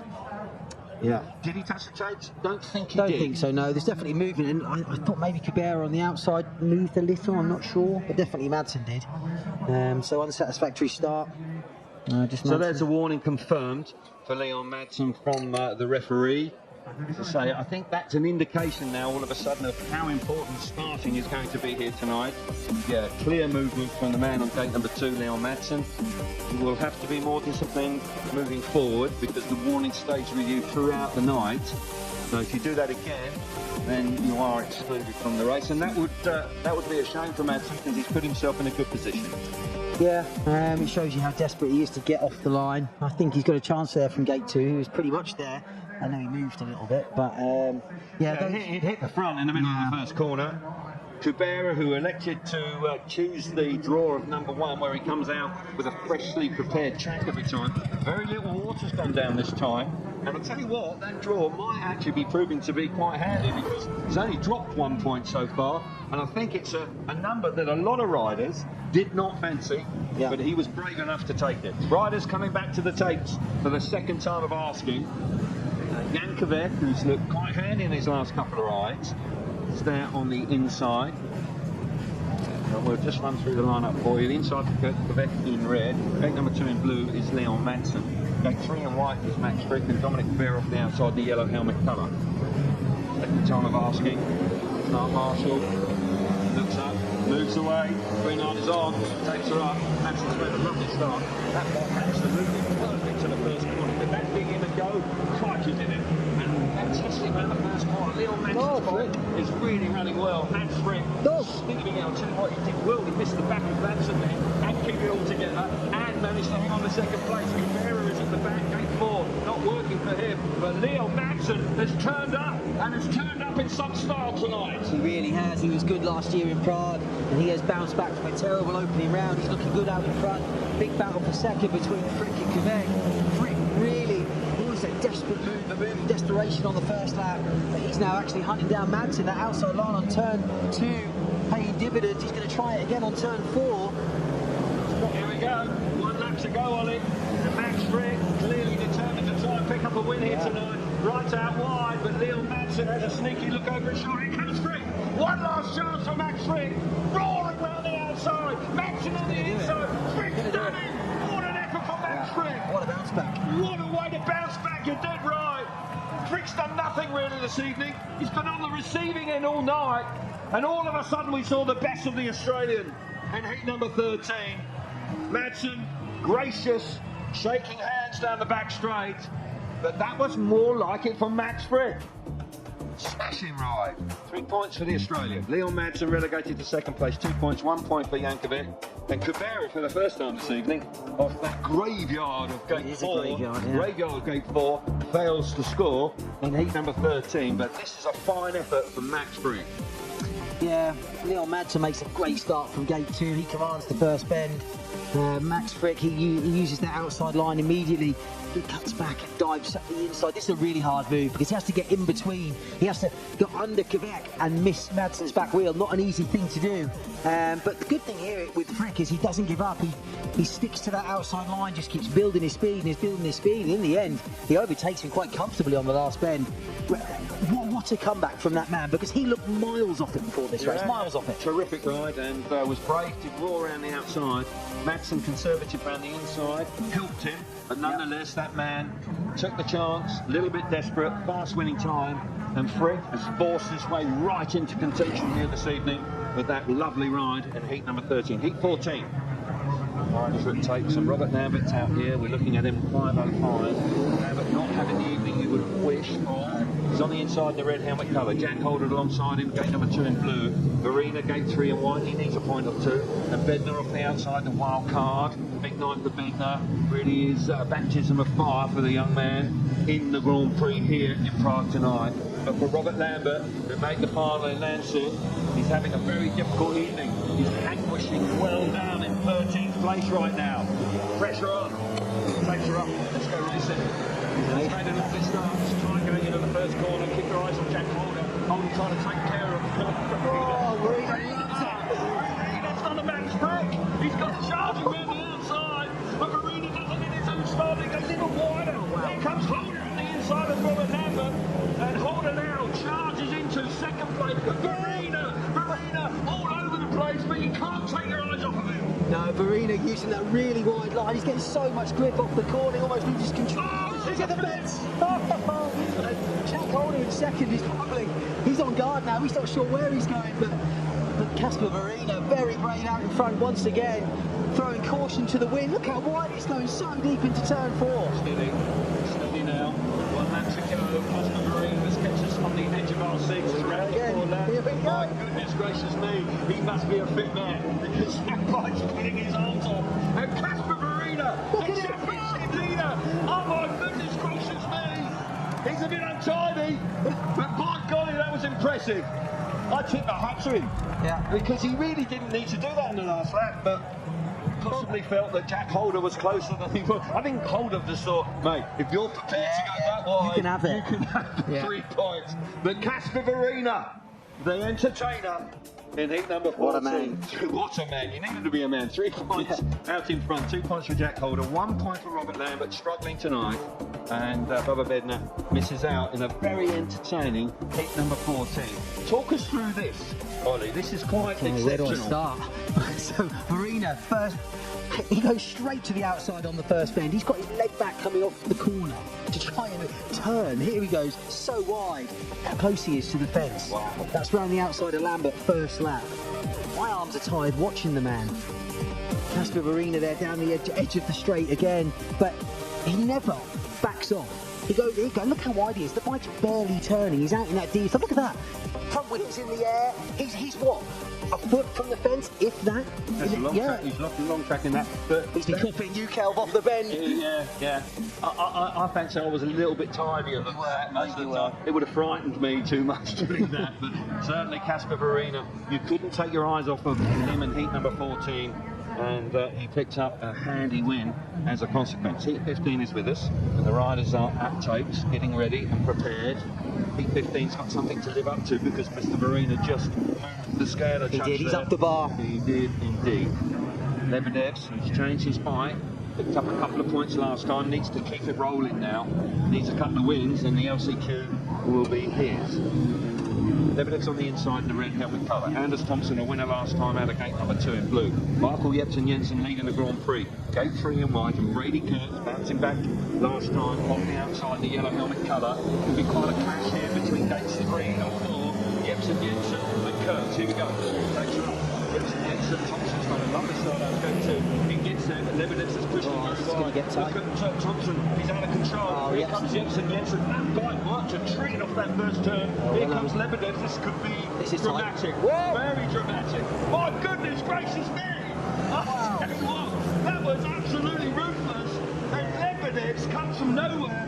And Brady Kurtz also, where's Anders Thompson? He's on the centre green. He's out of the running. But Andre Lebedev's, he's a foot of a man, and he needed to be there when he forced his way to the front. Yeah, tough first lap from Lebedev's. He moved across the front of Jensen and gave him no room whatsoever. All 3 riders now electing to use that wide line that Verina was using. They're going across the slick and hitting that dirt coming off the bend, and it's pulling their arms out. But Andre Lebedev for the first lap, so strong, so tough on the bike. Had to be. Yeah, down the back straight for the final time. Just had 2 points coming into this heat number 15. And Andre Lebedev's, what he dug deep there. I don't think Michael Jensen will be shaking his hand too much.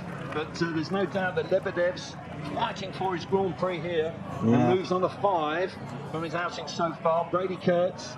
And yeah, he's having words with him, I think. Well, it was pretty hectic on that. He's not saying thanks. No. He's just probably cancelled the card on the Christmas card list. Yeah. Lebedev's 3 points out in front. What a ride. Jensen back in second place, 2 points. 1 point for Kurtz. Under pressure now, the Australian. And Anders Thompson failed to finish. What a ride. Let's keep your eyes on Lebedev here. So Lebedev moves Thompson wide on the first bend. Thompson gets in a bit of trouble. I thought here Jensen was going to be clear. But Lebedev dives up the inside and goes wider and wider. And then you see Jensen, he lifts his out by the fence. And then he hits the fence, moves across the front of Kurtz. And really, he's lucky Kurtz didn't clean him up. Through no fault of his own, I don't think. But Lebedev's, here we go. See, it's a tough race for Lebedev's all round. He's hard on Thompson in the first bend. And then you'll see Jensen comes into shot now. He's in front. And Lebedev moves across the corner, across the front of him. Incredible bike control there. Incredible. Jensen does remarkably well. He does, yeah. Remarkably well. Bike takes off mid-corner. And he rides it out and stays on. Lebedev's in the points. He's had a second and a win in his last 2 outings. And really having to roll his sleeves up tonight and scrapping hard. And possibly overdid it a touch there, dare I say, but got away with it. Heat number 16. They got the inside, a bit of gardening, but it's Smarslick that comes from the outside. Not easy at all for Smarslick from there. Jason Doyle, who failed to score, in his last race. So Doyle is down in 12th place, just got 4 points. It's pressure on for the Australian. Dudek on the inside in the ring, helmet colour. Panitsky out of gate 2 in blue, Doyle's out of gate 3 in white, and Smarslick 7 points. Goes from the outside the yellow helmet colour. Interesting first corner here because they're going to go charging for the dirt. You just know it.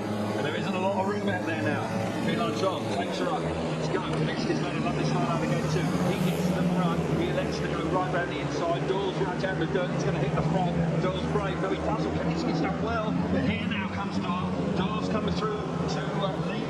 Number 16, Smarslick has followed him through. It's going to crikey, that was time to take the finish the first lap.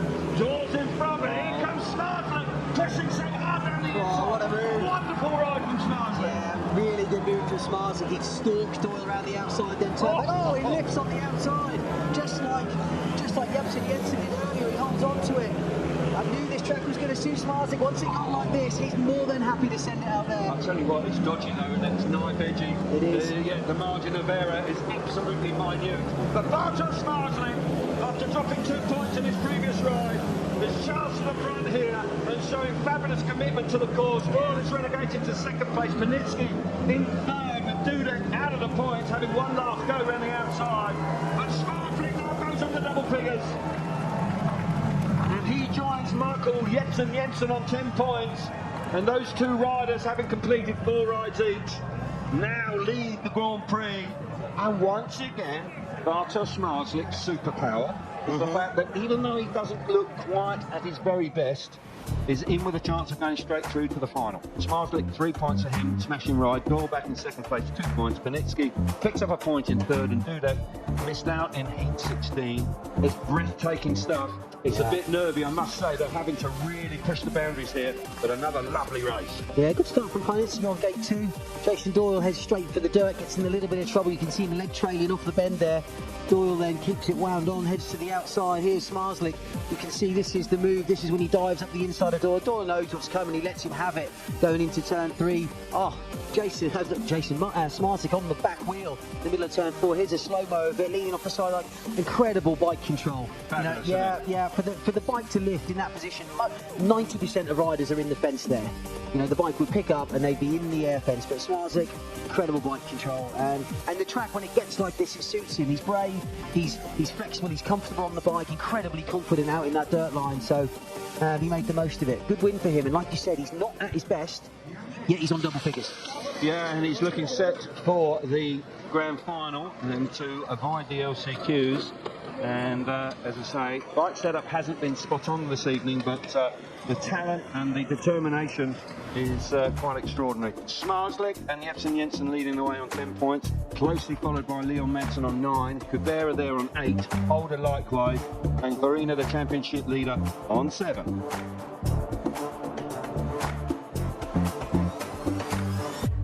Brady Kurtz, he'll be really upset about the fact that he dropped those 3 points when he had them in his back pocket when the bike packed up, as he is now under pressure.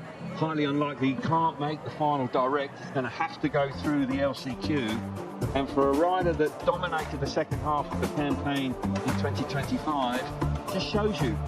I don't think there's, when I look at him, I don't think there's much wrong. I really don't. Because things aren't quite clicking into place. Jensen with a smashing time there, closely followed by Casper Farina, who did entertain us royally just a few moments ago. Max Frick coming through with a good ride last time.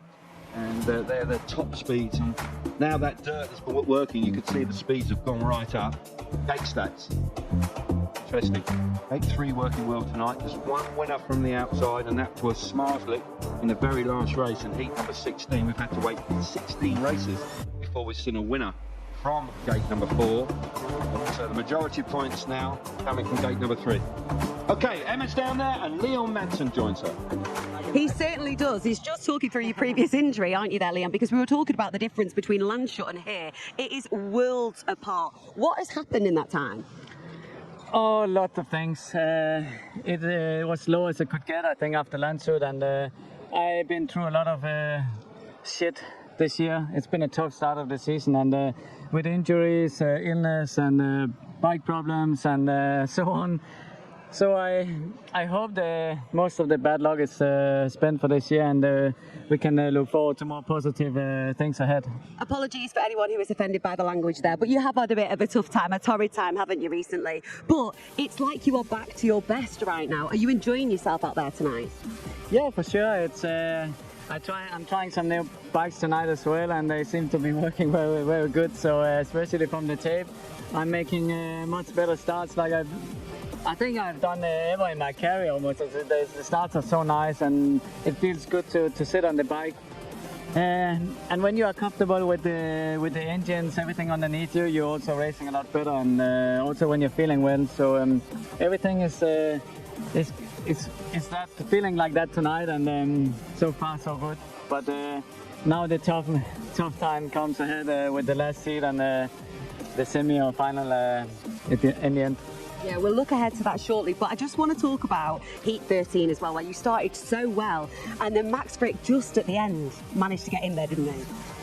Yeah, that was a bitter one, you know.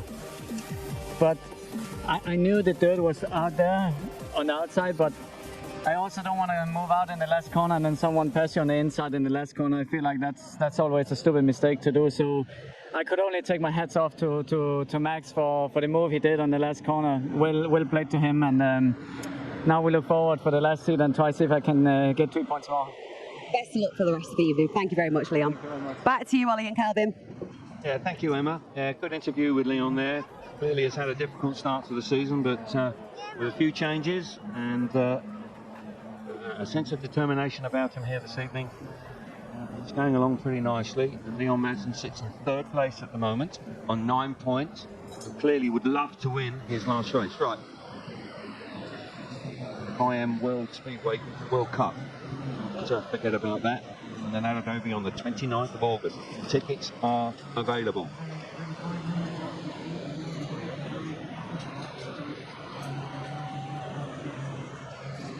Jason Doyle, who started quite brightly with a couple of second places, but has just faded a touch. He's on 6, but he hasn't won a race. Will need to pick up at least 2 points in his last one for a reasonable gate pick in the LCQ. Gate 3 is working well in the last round of heats. It won heat 13, 14, back to back. And the first race win in heat number 16 from Bartosz Schmarzlik off the outside. Michael Jepsen-Jensen will start in heat 17 from the outside, and it's quite a lineup, I must say. Really is a strong lineup for the very next race, so very much looking forward to that. I hope you're enjoying the Grand Prix at home. We are indeed. It was a steady start. Let's get some more reaction. Emma's got Brady Kurtz with her now. I certainly do, Brady. Such a great start for you, but then it was like your bike gave up on you, wasn't it? Yeah, you could say that.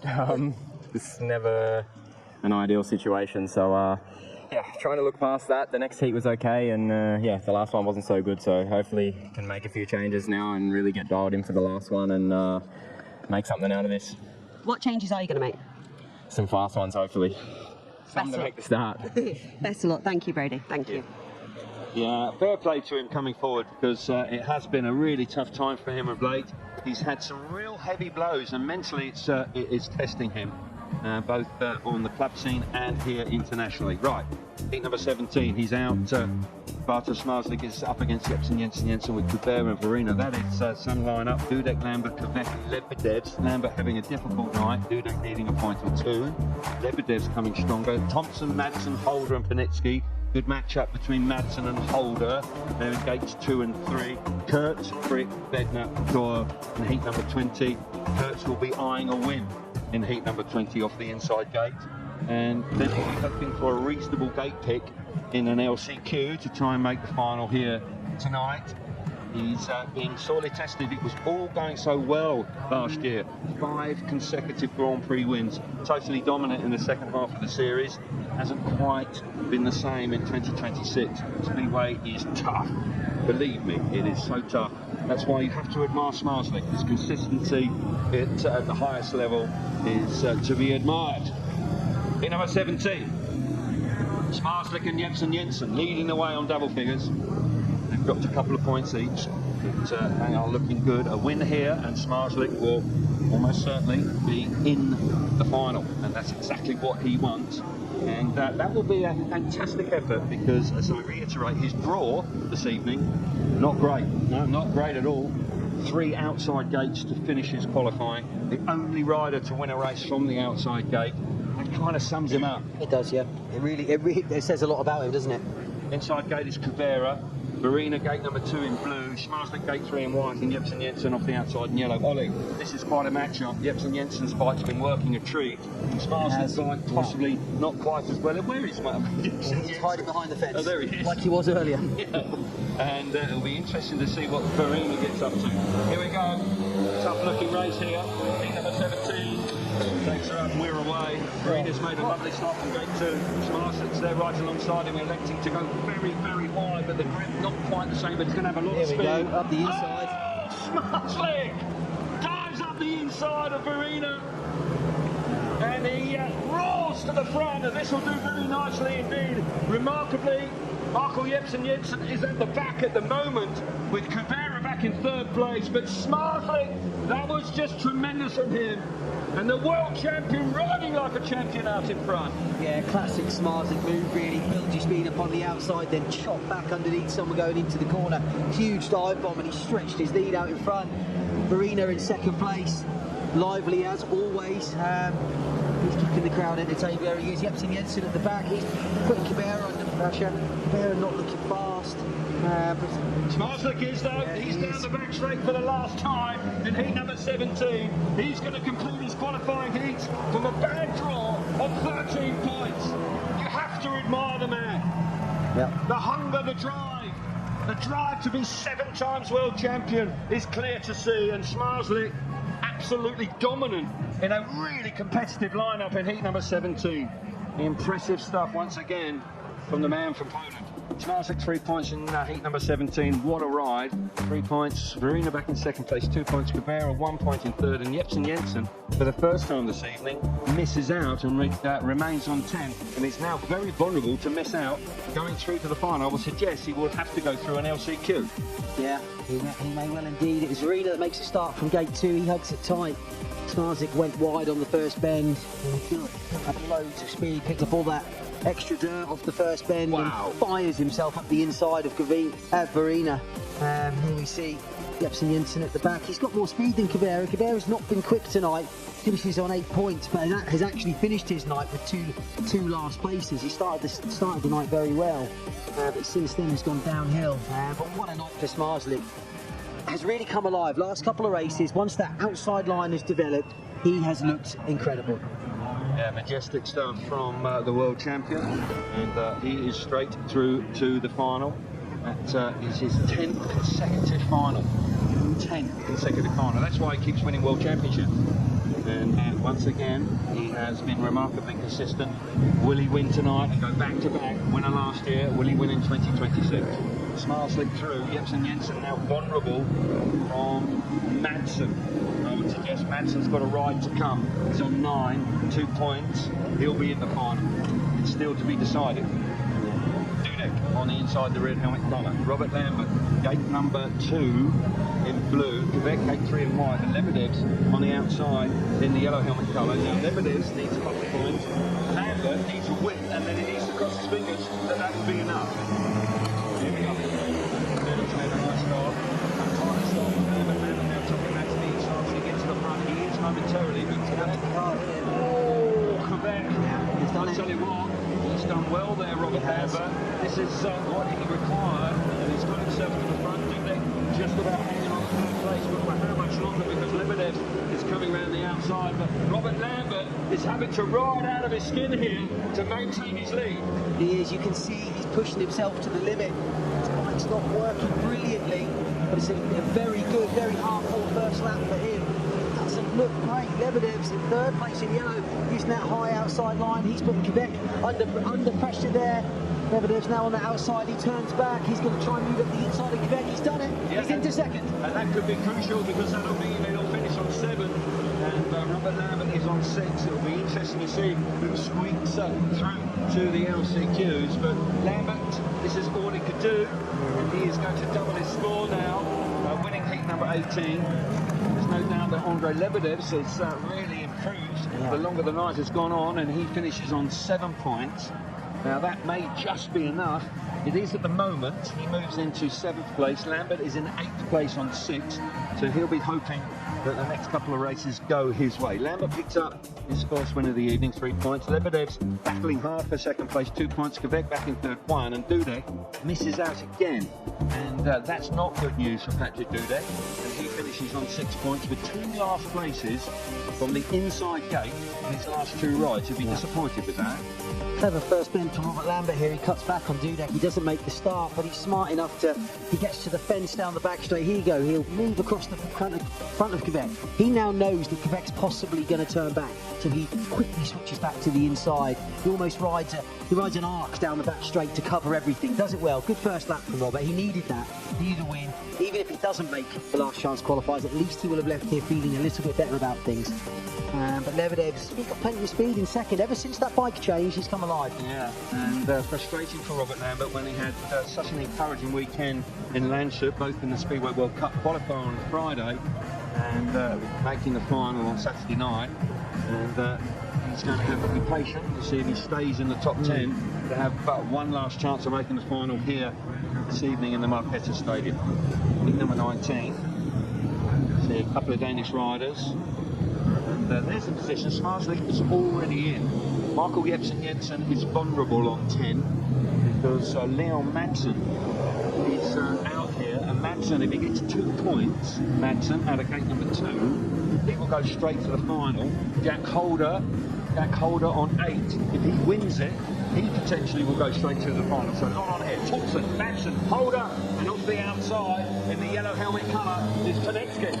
Lead number 19. Oh, Thompson's bike's packed up. Madsen's made a lovely start. He gets to the front, he's holding the inside, but Jack Holder elected to go right round the outside, but not working quite as well as it was just a few heats earlier. Madsen now running to the outside. That allows the inside run from Holder. It's very tight as they start the second lap. But Leo Madsen in front, this will be good. But look at Holder. Lovely move from the Australian. Yeah, great move from Holder. Clever move round the inside. Man, that wide line is almost too wide. You have to be very, very brave if you're going to use it. And Madsen possibly wasn't 100% committed to it. Was sort of caught in no man's land mid-track. Holder snuck round the inside, and this is going to be a handy win for the Australian. Well, they're both going to finish on 11 points, so it's going to be a countback situation. Who's going to join Bartosz Smolik in the final? Jack Holder, this will be his second win of the evening. And for Leon Madsen, he's had a couple of race wins as well, so it'll be who beat who. And right now, it's Jack Holder beating Leon Madsen. We'll wait and see who get the FIM to confirm that that could be a very useful win for Jack Holder, number 25, the Australian champion. May just have forced his way through directly to the final. We will confirm that. There you can see it. At the moment, it suggests that Leon Madsen has gone straight through to the final. Possibly. He's had 2 race wins. So has Jack Holder. He's had 2 second places. I mean, there's very little to choose between the two. I felt that maybe because Jack Holder beat Leon Madsen, he would go through to the final. But let's just wait and see exactly which way that goes. Anders Thompson, he doesn't get far at all. Leon Madsen in blue on gate 2 makes a really good start. Goes tight on the first bend. Jack Holder sends it deep into that dirt on the outside. Madsen has a look, knows he's there. And this is where I think Madsen went wrong. He's gone sort of mid-track. He's not gone far enough into that deep dirt. And that allows Holder to just drive up the inside. Jack's looked quick all night and possibly deserves a spot straight in the final. There he is, a little wheelie over the finish line. You can tell he's confident. Good ride by him. Yeah, just trying to work out why it's Madsen and not Holder at the moment on our score chart in front of us. But I'm sure there's a valid reason. Heat number 20 to complete the qualifiers tonight, and a huge race for Kurtz here. Needs a race win, you would suggest, just to settle him down a touch. But as always, never going to be straightforward, you suggest. Frick has upped his game. There's the position. We've got Smarslik and Madsen. Madsen at the moment is the man that will go straight through to the final with Smarslik, even though Jack Holder's on 11 and has just beaten Madsen. I just need that one explained. Excuse me. I can't help you there. No. Let's see. Here we go then. Brady Kurtz. Inside gate in red. Gate number 2 in blue is Max Frick. Gate 3 in white is Bednar. Jason Doyle off the outside, the yellow helmet colour. 3 Australians. And the young wild card from the Czech Republic in gate number 3. Kurtz has had another tough night. Can he sort it out here? He's away. And a nice start from the inside. Here comes Jason Doyle. It's the young Bednar, a bit of a shove in the first corner, but Frick has reacted nicely. Frick's got some good speed down the back straight, but Kurtz electing to run wide. Jason Doyle running very nearly into the side of Max Frick. But this is what Kurtz needs. He'll keep his fingers, everything crossed, that that bike keeps running because he's got the race win in his back pocket. Yeah. Brady Kurtz looking good out in front. He's running that high wide line on the 3rd and 4th corner and running a slightly tighter line on this 1st and 2nd. Whereas Max Frick is trying to use that dirt, but it's not quite there, or neither of them are going deep enough. Brady Kurtz, he needs this win. Frick's not giving up. He's using the outside line again, but Kurtz is in the place to be at the moment. Kurtz, less than a lap to go in heat number 20. looking good. I tell you what, Prix looked really decent in second place. He's upped his pace. There's no question with this last blast right round the outside. Will he do it on the run to the line? Not quite. Kurtz hangs on. Not the most convincing ride from Brady Kurtz, but enough. Yeah. Enough to see himself forcing into the top 10. He was outside the top 10 prior to the race. Max Frick was in 10th place. But they will now move forward and get the better of Dudek and Lambert. Yeah, there you see it now. Kurtz finishes on 9 points, and all of a sudden, Jason Doyle just about sneaks in on 10. Robert Lambert and Patrick Dudek missing out. Frick in 8th place. Kurtz 3 points, Frick in 2nd place, 2 points, 1 point for Doyle, and Adam Bubba Bednar fails to score in heat number 20. The qualifying heats are done. It appears that Bartosz Marsik and Leon Madsen will go straight through to the final this evening. And the LCQs are coming up with a look at Brady Kurtz winning heat number 20 once again. Yeah, makes a good start from gate 1. Intelligent first lap, stays fairly low on the first corner. Here we see again Frick and Kurtz going into the corner. Doyle, hard first lap from here. He pushes Bednar out of the way. I think he tries it again on the turns 3 and 4. You see Frick, he goes to the outside. There's Kurtz. Doesn't look amazing out in front. Having said that, Frick's come alive and has shown plenty of speed in his last 2 rides, so Kurtz will be happy with that. But yeah, he's not quite showing the electric form he had last year. He was just messaging Kelvin, asking him what bike to use.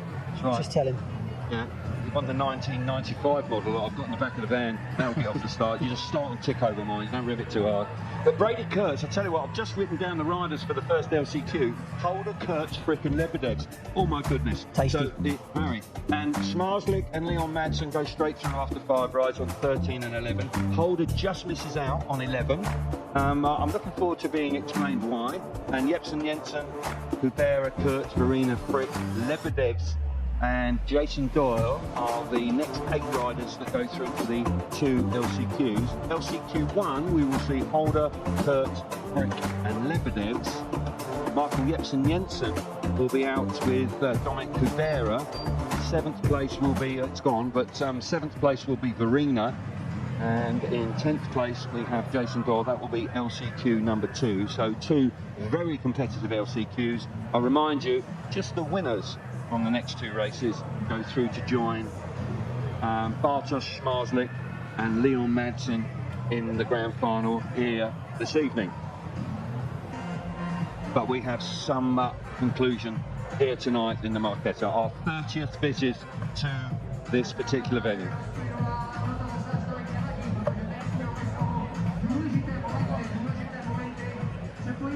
Okay, riders are now prepared, waiting for the LCQ.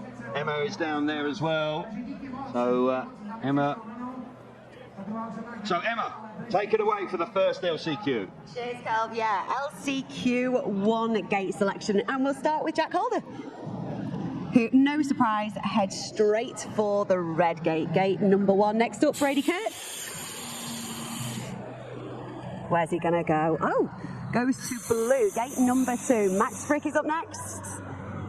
No surprises there either. Goes straight to the white gate, gate number 3. And finally, Andrei Lebedevs. He's going to take the outside gate. Okay, that is it for LCQ 1. Best of luck. Holder, Kurtz, Frick and Lebedevs. That's your line up for the first LCQ. Back to Emma for the draw for LCQ 2. Cheers for that, Calvin. Yeah, best of luck to Jack Holder, Brady Kurtz, Max Frick and Andrei Lebedevs for LCQ 1. It is now time for LCQ 2, and we'll start with Michael Jepsen Jensen, who is going to go to, there he goes, to the blue gate, gate number 2. Next up, Dominic Cabera. Head straight for the red gate, gate number 1. Kasper Warina, our Landshut winner, goes straight to the white gate. And finally, Jason Doyle is going to go for the outside gate, the yellow gate. So that is it for LCQ2 gate selections. Best of luck. Thanks very much, Emma. Kubera, Jepsen Jensen electing to go from gate number 2. Verena out of gate 3. Doyle getting what is possibly a hard task, going from the outside in the yellow helmet colour. 2 wonderful races to come for you as we go into the latter stages of round number 2 here in the Marquetta Stadium in Prague. wonderful to see so many people here. It's been a glorious day, and the place is absolutely packed. The promoters, Mayfield Sports Events, the new promoter of the Grand Prix, will be chuffed to bits to see such an enthusiastic and full crowd here tonight in the stadium. Good now, just having a look over the fence. But, here we see the last chance qualifier, the first one up. This is a tough race, really is. Australians up against Andre Lebedev, who's up this game. Holder, I would say, is favourite, but Kurtz, you never know. Frick has also got a lot better the longer the night has gone on. And Lebedev's, when he changed his bike, all of a sudden was rejuvenated. So it's hard to call a winner, but when you look at the points scored so far, Jack Holder should be in the driving seat in LCQ number 1, and there he is making his way forward. Holder, of course, has won a couple of Grand Prix. He's the world number 5. He'll be really keen to try and make the final here this evening. Started off in Landshut with a slightly under par performance in 8th place. He finished in Landshut, so you know, he'll be very keen indeed to try and make the final. Yeah. And his form has been strong, you know, away from the Grand Prix. Yeah, it has, and his speed's been good tonight. He was quick in qualifying, and he's been consistent throughout the night tonight. He's obviously happy with Gate 1, he's chosen that. So it'll be interesting to see if Brady can do something from Gate 2. Over the last 12 months, you'd say Brady's possibly been a better gator when the pressure's on, so now's his time to shine. Well, yes, and in 2025,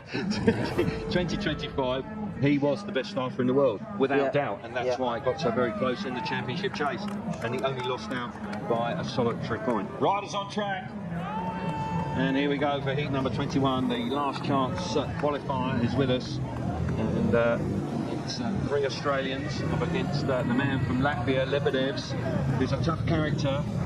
He will be extremely keen to make another final. Last year he really did make some progress. It's been a slow start, Landshut, like 1 or 2 others, didn't go to plan, but he's forced his way back into contention tonight with a brave decision to change his equipment. Without doubt, that has proved to be a good decision, because he finds himself in the LCQ1.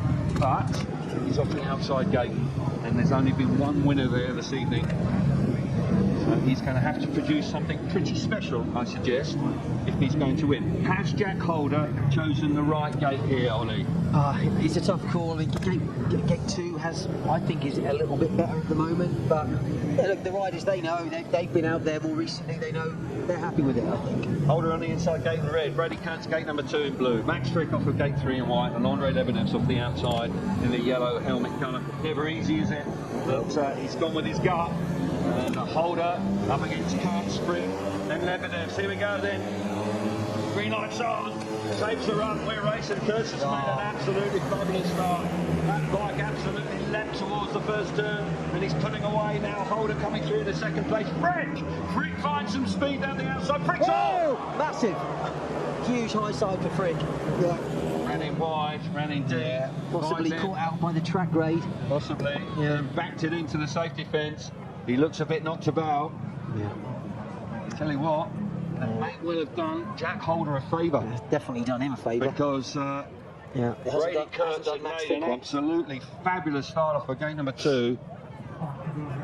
Max Frick being attended to. Yeah. And an awkward looking moment for him. He just spun round and then backed into the air fence. Let's hope he's okay. Yeah, I'm sure we'll get to watch it again once we know that he's okay. He came in really hot on the outside, and the bike just lost traction, caused it to spin round violently, really. And then what happens as a rider is you tend to come off the throttle to try and correct that slide. The bike then gets some grip, and you kind of flip off the high side. Yeah, and it's disappointing for Max. We'll see it again. He runs in deep here. Yeah, there you go. That's the point where the bike begins to go have traction. Then it grabs a load and flicks him off. A nasty-looking accident. And he hit the ground hard. Didn't he? Yeah, he hit the ground hard, and that's often where you get shoulder injuries and concussions and things like that. So yeah, you can see the bike. He's gone in there thinking there's more traction available than there is. Just let go on him, didn't it? It did. Yeah, just overturned it and possibly caught out by the track grade. He's coming incredibly fast. Yeah, just overdoes it, and then. Do you think he's done anything wrong? He was committed. I don't think it's pilot error. Just expecting the bike to hold up. I think you at that speed you rely on trust and you sort of predict and trust what the bike's going to do, and he's got that slightly wrong. I think caught out by track grading. It's not the fault of the track grading, it's just that the track has changed since the last time he's been out. And he's caught out. Good news. Yeah, glad he's up. But Brady Kurtz will be gutted because that was a rocket from gate 2. When the pressure's on, that man, you can't fault him, can you really? No, and you mentioned it before the race started, and he duly delivered. Max Frick has been excluded, and it's tough in Grand Prix at times, and there's no doubt that his campaign has not got off to the start he would have liked. But, Frick is excluded. The Aussie boys just making sure that one of their own is okay. But good to see him on his feet and making his way back towards his pit bay. He'll feel a bit knocked about for a moment or two. The Speedway boys are remarkably tough people. They have to be. They have to be. They're riding on a very regular basis. Michael Jensen popping in just to make sure he's okay as well. Yeah. And that's the sort of respect, because these boys understand how hard they're pushing, and we've seen some real commitment tonight. It's been a bit hairy at times tonight, Ollie. Yeah, it has, and I think with the way that modern Speedway is at the moment, the way the modern engines are, it's risky. It really is. You're riding these bikes at incredibly high revs in a very small window of where they perform, and if the track doesn't suit your bike at that time, it's tricky. It's sometimes hard to predict what these bikes are going to do, and that makes it dangerous. Max Frick being sorted out by his team, and the three boys just waiting patiently now for the race to get back underway. Yes, Christine Toft has turned the white exclusion light off. 2 minutes is now underway. Excuse me, not 2 minutes, it's 90 seconds these days. So the 90 seconds is running down. Riders will appear very shortly for second time. Now, what does Jack Holder do here? Because Kurtz made a fantastic start. Yeah, I mean, so mentally the two boys are in very different positions now. Kurtz is trying to recreate what he just did. Yes. Holder has got to change something. He needs a better start.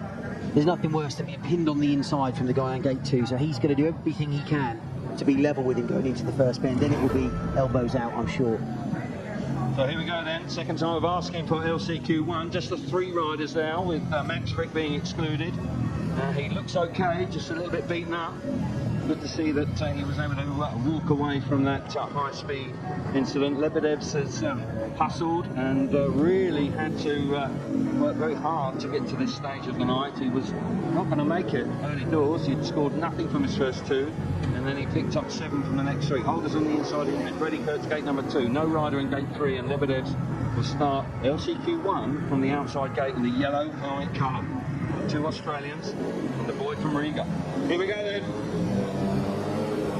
LCQ1 here in the Marquetta tonight. Green line is on. Takes a run. Oh, well, I mean, you just can't beat that. That's just too good. Kurtz with a wonderful start. Replicates it big time. His composure exemplary. You can't put much across. Lebedev's up the inside. Lebedev's coming on strong. Here comes Holder around the outside, but Kurtz is in the box lead after a smashing start out of gate number 2. Can Jack Holder do anything about Brady Kurtz? What a start from Brady Kurtz, and he's looking fairly comfortable out in front now, riding a slightly more conservative line than we've seen over the last few heats. He's not opting to go for that wide outside line, maybe thinking it's too wide, but it's working, and he's slowly pulling away from Jack Holder. And Brady Kurtz looks like he's got this one in the bag. Fantastic turnaround tonight from Brady Kurtz.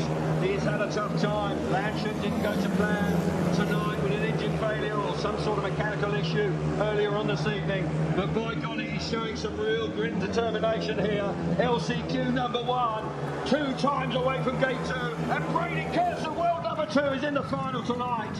Makes his first final of 2026. And I tell you what, he's quite handy at winning finals these times. Didn't make the final here last year. He puts that to bed. He makes his way through. It's been quite a struggle. But Brady Kurtz, you have to admire the tenacity of the Australian.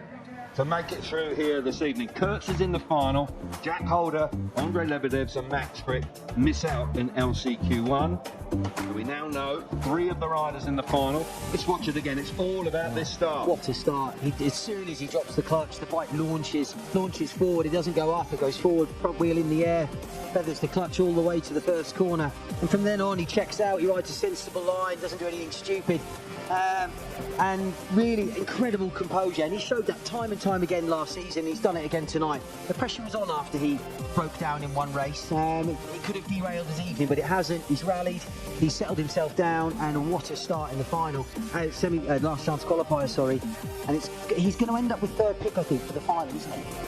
Well, possibly, yes. Yes, he will. And so he'll have a chance.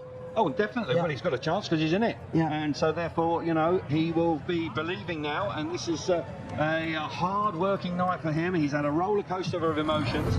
All credit to the man from Australia. He has forced his way into the final tonight.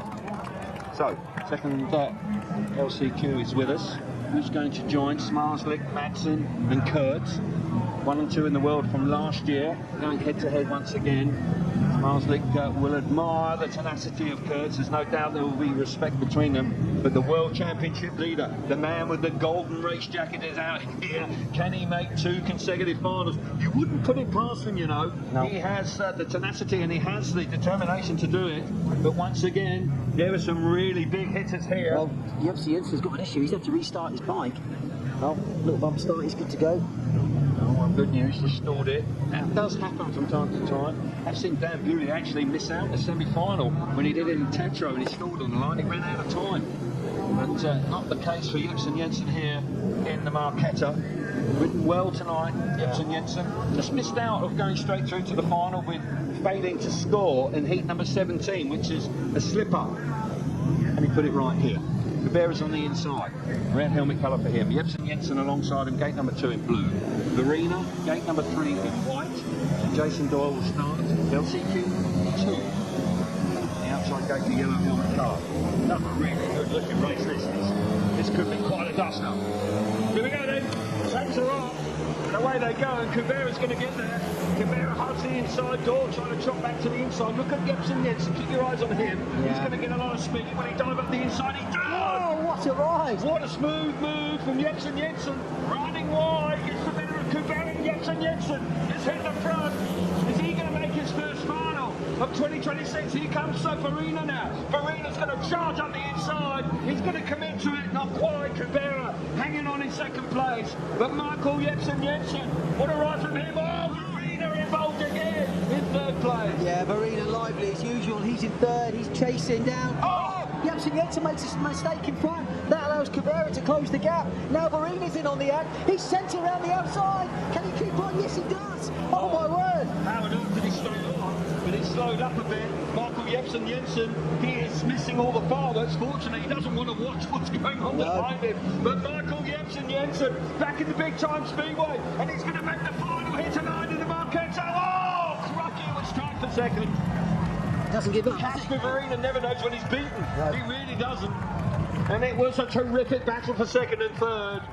Bottom line, Jepsen Jensen slipped up in his last qualifying race, but he puts it absolutely bang on in the 2nd LCQ here this evening and joins Kurtz, Madsen and Smarslik in the final in round number 2 here in the Marquetta Stadium in Prague.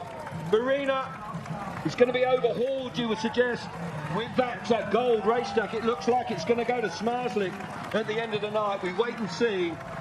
But there's no doubt that Kubera and Verena put on one hell of a show there. They really for did. 2nd and 3rd. But Michael Jepsen Jensen, a super ride to force his way into the final this evening.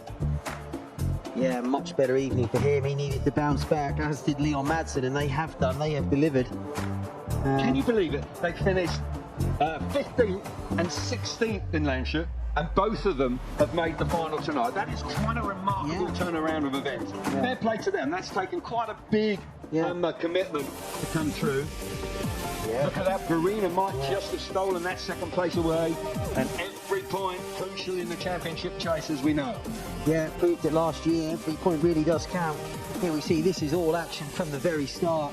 Jepsen Jensen in the blue helmet. He makes an even break, heads for that outside line. At this moment, Cabrera is in front, tries to cover the outside. Jepsen Jensen, he turns back, bit of a Smarslik-esque move, dives up the inside, going into turn 3. You can't see him at the moment. He's out of picture because he's gone in so hot. There's Arena and Cabrera. That's when he tries to push up the inside, and Cabrera's hitting the fence there down the straight. But Arena, Jepsen Jensen lifts coming off turn 2. Incredible bike control again, and this is Verena. Oh my word, look how wide he's gone. Bike lifts, he's on the bottom of the fence. He's literally on the bottom of the fence. Well, incredible bike control. He's a passenger there, he really is. But we love it. Oh, we do love it, and the fact is that he's still second place away from Cabrera, and his drive and hunger for every possible point. That's incredibly tight. Well, that's extremely brave indeed, but no question that Verena is making his mark, and so is Michael Jepsen Jensen, a quality rider, a winner of a Grand Prix way back in 2012, and back in the big time. He was a wild card in Voyens at the end of last year, made the rostrum, started slowly that night and turned it all around, and all of a sudden back in the final. Holder picks up 12 points, Verena 11, Cabrera 10, Lebedev's 9, Jason Doyle with 8, Max Frick with 7. Previous World Championship points were distributed out prior to the LCQ's beginning, but there's no doubt. Hold it, that just shows you the fine margins. Finished on 11 points with Madsen, but on countback Madsen gets in, and then all of a sudden Jack Holder, who beat Madsen in his last outing, fails to make the final because it was a stunning ride from Brady Kurtz. You just couldn't write it. Casper Verena, look at him, he's smiling from ear to ear, and he's quite a refreshing character. I quite like it. I did see somebody that committed, and just you can see clearly he is enjoying his racing. Yeah, he is. It really does show. You can see his expression in the pitch. You can see how relaxed he is. And there's a man that's always relaxed under pressure. He's got it all under control, hasn't he? Well, you would suggest he has. He has ridden terrific well. He had a couple of rides in the middle part of the meeting when it didn't look quite as convincing. He finished in fine style, particularly heat 17, excuse me. He really did look very impressive indeed, but I tell you what, this is no foregone conclusion here. No. Michael Jepsen Jensen and Leon Madsen are going great guns. It would not be a surprise at all if one of those two were to win here tonight. But for Smarslik, this is good news. Yeah. Everything going his way. Well, anyone that was close to him in the first round, they're not in the final. Exactly. So happy days for him. Yeah. That's why he is the world champion, because the other ones unfortunately have slipped away. Dan Bewley, unfortunately, not here because of the injury. Brady Kurtz didn't make the final, and as you say, the guys that were in the final, 3 of them aren't tonight.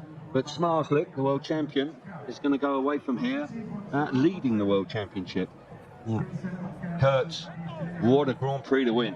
Yeah. That would be a massive boost for his confidence. I think he needs it. His league form suffering a little bit after that first Grand Prix, so this would be a huge bounce back. Indeed, it would be. We're just waiting for Emma to get into position. We will go through the draw for the grand final, round 2 of the World Championship very shortly. These boys know each other very well. Of course, those two battled it out in 2019. Okay, Emma, take us through the draw for the grand final. I will, Kelvin. It is indeed time for gate selection for the final heat, and we will start with Bartosz Smarslik. Bartosz, do you want to come and select your gate? And he heads straight for the blue gate. Gate number 2 next up, Leon Madsen. I could just about see you through this smoke here, Leon. Where's he going to go? Oh! I thought you were going to go for gate number 3, but he heads straight back over there to the red gate, the inside gate. Next up, Michael Jepsen Jensen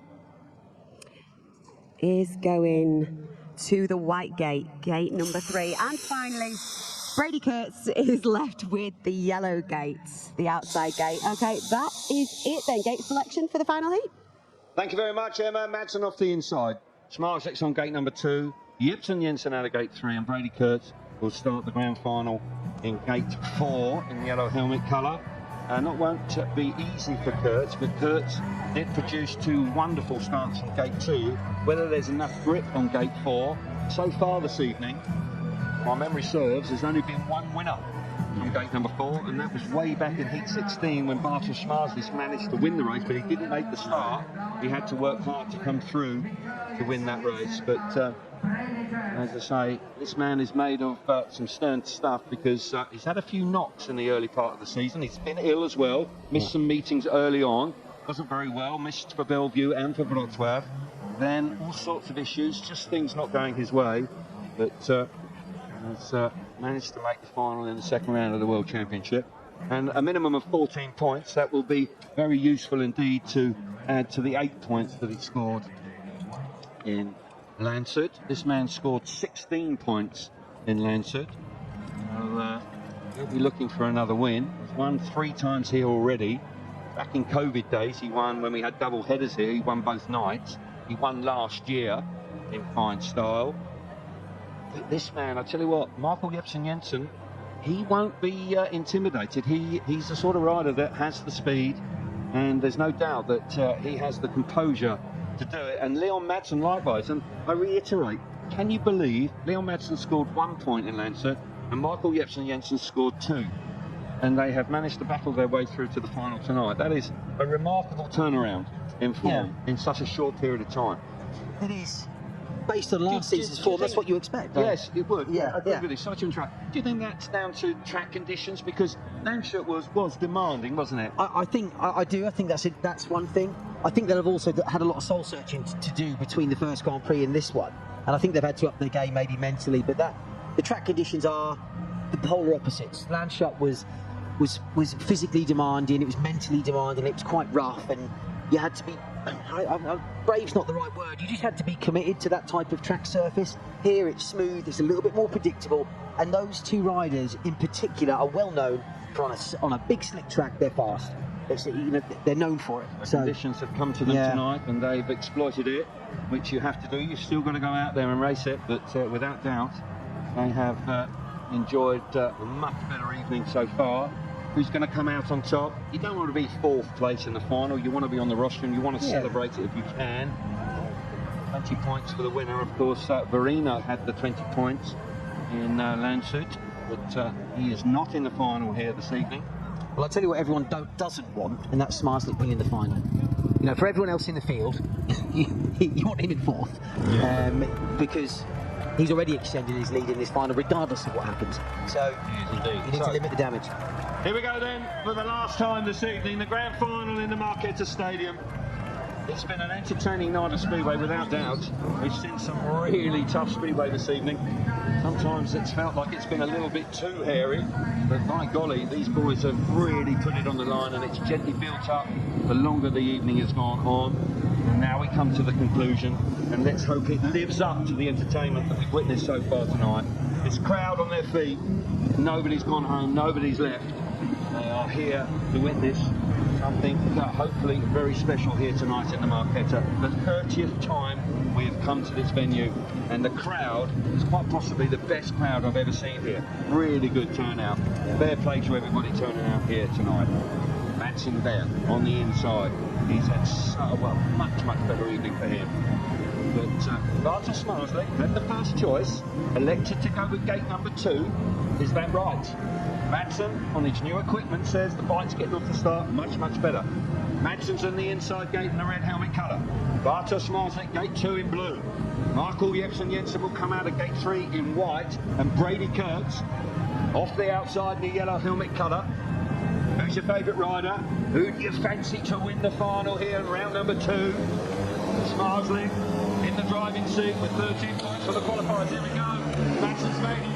Smarslik hasn't. It's going to be tight around that first turn. Smarslik goes wide. Here comes Kurtz on the inside. Kurtz forces his way into second place. And now, Michael Jepsen-Jensen up the inside, but Madsen, look at Kurtz. Kurtz has gone so very wide. Now all of a sudden Smarslik's back in the 3rd place. It's swapping backwards and forwards for 3rd and 4th. But Leon Madsen's away, and Kurtz is giving chase. Yeah, Leon Madsen being clever, riding that inside line. That's the dirt gone too far. Here comes Kurtz around the outside. He's got loads of speed. He sends it wide into turn 1 and 2. Can he hold on to it off the bend? Leon Madsen just about hanging on in the front, made a mistake. Became extremely vulnerable to the charge from Brady Kurtz. Kurtz again around the outside. Madsen just about holding on in front. Smarslik has been relegated to the back. He's back in the 3rd place. Down the back straight for the final time, and Leon Madsen gets through the last corner, and it's Leon Madsen at the route to the line and wins. He wins, and Bartosz Marslik and Michael Jensen may just have hold on for third place. But what a way for Leon Madsen. He finished last in Lancia, and he wins in the Marketa Stadium. What a way to bounce back. And a huge victory for Leon Madsen, who's had all sorts of problems at the beginning of this year. But by golly, that victory will be sweet for him. He will be overjoyed. The team, you can see their reaction. Absolutely, and the racing that was going on behind was also out of the top draw. Bartosz Marslik scrapping for his life with Michael Jensen. And I think that Marslik hung on and just about got third place. Didn't get out of gate number 2. And he must have been influenced by what Kurtz did out of gate 2. He's having a look at it now. He is indeed, but he never got away as well as Madsen did. Yeah. But that man, what a win that is. Madsen wins here in the Marketa Stadium. What a bounce back. What a bounce back. Fabulous stuff from him. Brady Kurtz likewise. Another terrific ride from him. He had to work hard for that. And Bartosz Marslik, I mean, it was such a hectic final. They swapped places plenty of times between himself and Michael Jensen, who just misses out. So Marslik, another 16 points, moves on to 32. Madsen on to 21. And Brady Kurtz, he will be pleased with the 18 points he's picked up here. This is quite dramatic. Yeah, what a start from Madsen on gate 1. I think you're right, Marslik was influenced by Kurtz's start off gate 2, so chose that. Yeah. Leon Madsen really stays out of trouble in front. He rides a fairly conservative line around the inside. All the action's going on behind him. You see that he throws his bike at Kurtz going into the corner there. Kurtz then sends it round the bottom of the fence. And that line was working on turns 3 and 4, but he tended to lose ground on 1 and 2 using that outside line. There you can see Marslik trying that line. Jensen moves up the inside of him. This is the last bend, I think, and Marslik and Jensen are so close for third, and the two at the front are the same. I've never seen a race like it where you've got 2 separate races going on, and both of them are almost a dead heat. You see Marslik there working. Look where he's sitting. He's on the back of the seat. He wasn't a mudguard coming out of the corner. That was very close indeed for third. Yeah. There you see it, just held on. And what a race. Leon made some fantastic conclusion to a wonderful night of Prix Speedway. Yeah. And I must say, everybody concerned, they can take a pat on the back. It's been outstanding stuff tonight. And for Leon Madsen, it's almost surreal for him. He needed that. You can see it. Yeah, and look at the reaction, and understandably so. You walk away from Lancia, and it's an embarrassing result. 1 point, last, 16th. Come back to the next round, and you win it. I mean, that's what dreams are made of. Nobody probably would have predicted it. No. But clearly the belief in Leon Madsen, the change of equipment, whatever it was, he got right back in the groove. Will Bartosz Marslik regret not taking the inside gate? I think he will. I think he will. And I do believe that he looked at gate 2 with Kurtz and thought, I fancy that. 20 points for Madsen, very useful indeed. 18 for Kurtz, much better. Bartosz Marslik, 16. Michael Jensen on 14. Marslik hasn't run away with it in round 2, but still, nonetheless, he's going to take that gold jacket. He will. There's no doubt that Madsen and Kurtz beating him just keeps it tighter than everybody else. And I think it also suggests that this lineup this year, with the return of Madsen and Jensen, Dudek, and I think it will be a little bit unpredictable. Yeah. But these boys, Kurtz and Madsen and Jensen, are going to have to remain consistent, because what's Marslik done? He's on the rostrum both times. Yeah. There you go. Yeah. Just 1 point in it. Just 1 point in it, because Marslik wasn't able to win. 32 points, he's got the gold race jacket for round 3 and 4, or round 3 at least, for in Bellevue in a couple of weeks' time. Brady Kurtz into 3rd place, big move from him. Likewise for Leon Madsen, Jack Holder back in 5th, and so on down. But that championship wide open, and that is great to see.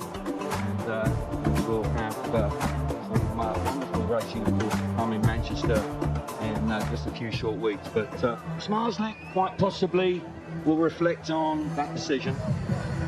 Yeah. And I know it's easy to sit here in judgment, absolutely it is, but normally I think he would have gone gate 1. I really do think he would have gone gate 1, but hey, those are the decisions, and it wasn't disastrous, but by golly, he had to work hard to get to the first place. It was interesting seeing him ride round after the race to go and look at gate 2 as if to almost say, what happened there? Like he's surprised he missed it. And you saw him look at it, shake his head, and I think he probably realised he made a bad choice. But You know, third place on the night when he's not been at his best again. What is a concern is when he is at his best. It's going to clear off. Yeah, it's going to destroy everyone. Yeah, exactly. That's the worry. But it's good to see Kurt's back. He's looking good again. Madsen and Jepsen Jensen, really pleased for the pair of them. Indeed. A bit of a debrief between Kurt and Amanda Castagna, of course, track racing commissioner, has been for some considerable time. Smarslick making his 10th consecutive Grand Prix final. So, say that consistency remains. And, no doubt, Ketcher's put on a fine show this evening. It has indeed. And I think the track curators have done a good job. They've been guilty in the past of overwatering, and tonight of all nights would be one where you would overwater. And I think they've done a good job of managing it. Yeah, I concur with that. There has been times when there's been too much water on the track. There we see the dignitaries. Once again, we have some behind. The President of the Czech Republic is here. He's enjoyed his night, I'm sure. Piotr Pavel, and we'll see him again. Emma's down on the centre green there. We're waiting to hear from the winner. We normally do by now. Pavel Ondřiček on the right there, the promoter, absolutely delighted, I'm sure, with the way things have turned out. There's the President of the Czech Republic with the SGP. I love that he's got a Speedway t-shirt on. Okay, Emma, she's got the winner, Leon Madsen, with her now. Leon, a huge congratulations. You and I were talking earlier, and we were talking about the fact that from Landshut to now is a world apart. You went from last to winning here. I know you were talking about your injury and how exhausted you were, but what has happened? You must have worked so hard to get to this point. Yeah, I've been through a lot this year, and it's probably been the hardest start of the season ever in my career, and I've really been down as low as you can get, I think, mentally and with everything, you know, and I knew I just have to keep fighting to come back. I know how good I can be, so I just kept believing and kept working hard to get back to this level, and it's been a tough journey to get back here, I have to say, but now we're back and I'm so happy. It's it's been so nice to also to get my starts back. I think in my whole career I never make so good starts like tonight. It's almost like when I came to first corner I didn't know what to do because I was in front. So it's new for me. But Adam from Falubas, promise made, promise kept. Hopefully better times now, and I hope that everybody know what I've been through and that I work very hard to get back to my level. Thank you. That's truly amazing. Just quickly, Leon, you know, you mentioned how low you'd been. Did that give you the drive to get back to where you are now?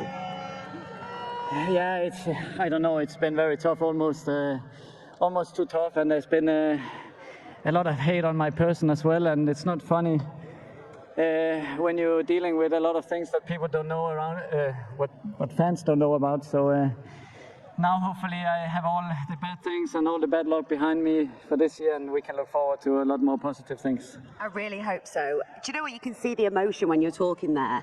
Now that the fans have seen you and we know just how capable you are, what would you like to say to the fans, Leon?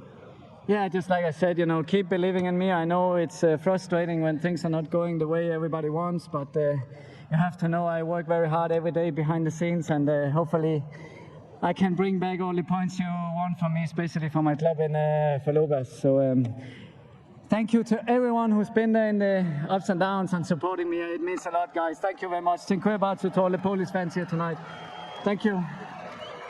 Huge congratulations. Thank you so much, Leon. Thank you. Well, an emotional interview there with Emma. Fair play to her to get that from Leon. He has had a difficult time, and this is quite a statement he's made here tonight by a superb victory after a hugely disappointing opening round in Landshut. So, fair play to him. And, he's made us stand stark. A lot of riders would have wilted under the pressure that clearly he's been under. So, after Smarslick, third place on the night, 2 third places to start his defence of the World Championship off, and a slender lead in the World Championship by a solitary point. Bartosz Smarslick, still the man that everybody has to hunt down, and he will wear the gold race jacket in round number 3 in Bellevue. Brady Kurtz, I'm delighted for him, Ollie. It hasn't, like Leon, he's had a really difficult start to the year, illness and 1 or 2 issues, but here this evening, 2nd place, fully deserved. Yeah, absolutely, really pleased for him, and it's great for the series as well that he's put himself back in the hunt. For the winner, and the man that takes all the glory, rightly so, and an outstanding performance, Leon Madsen, who went straight through to the final. He got the gate 1, the one that he was looking for, hit the front, said he was a bit lost, he didn't know quite what to do when he got to the first turn in the final, but I tell you what, it didn't take long to remember, did he, because he wound it on and he trusted the equipment, and he picked up a valuable win here this evening. Jan Stovacek coming forward, the ACCR president, coming forward to present the world champion with the 3rd place trophy. Jan just shaking the hands of all 3 riders. Smarslik, he always looks pleased to have performed, but I just wonder whether that was a victory that just slipped away, possibly.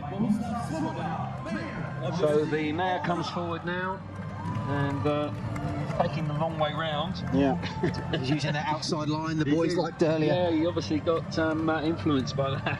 A little bit like Smarslik did with gate 2 for the final. But Brady Kurtz, he picks up 2nd place on the evening, and I think this might just be a turning point for Brady's season. And fair play to him. And now we have Pietro Pavel, the president of the Czech Republic, coming forward, who in his shorts, t-shirt, and the SGP. What a man! I love it. To him. Fantastic. And he has blended in. Looks like he's been working on the track. Yeah, he looks like he's done a bit of track curating as well, just to keep his hand in. Fair play to him. But Leon Madsen, the winner here in the Marquetta, and the 20 points that go with it, and clearly rightly delighted. Now let's get ready to hear the next. So we can pause now for the Danish national anthem.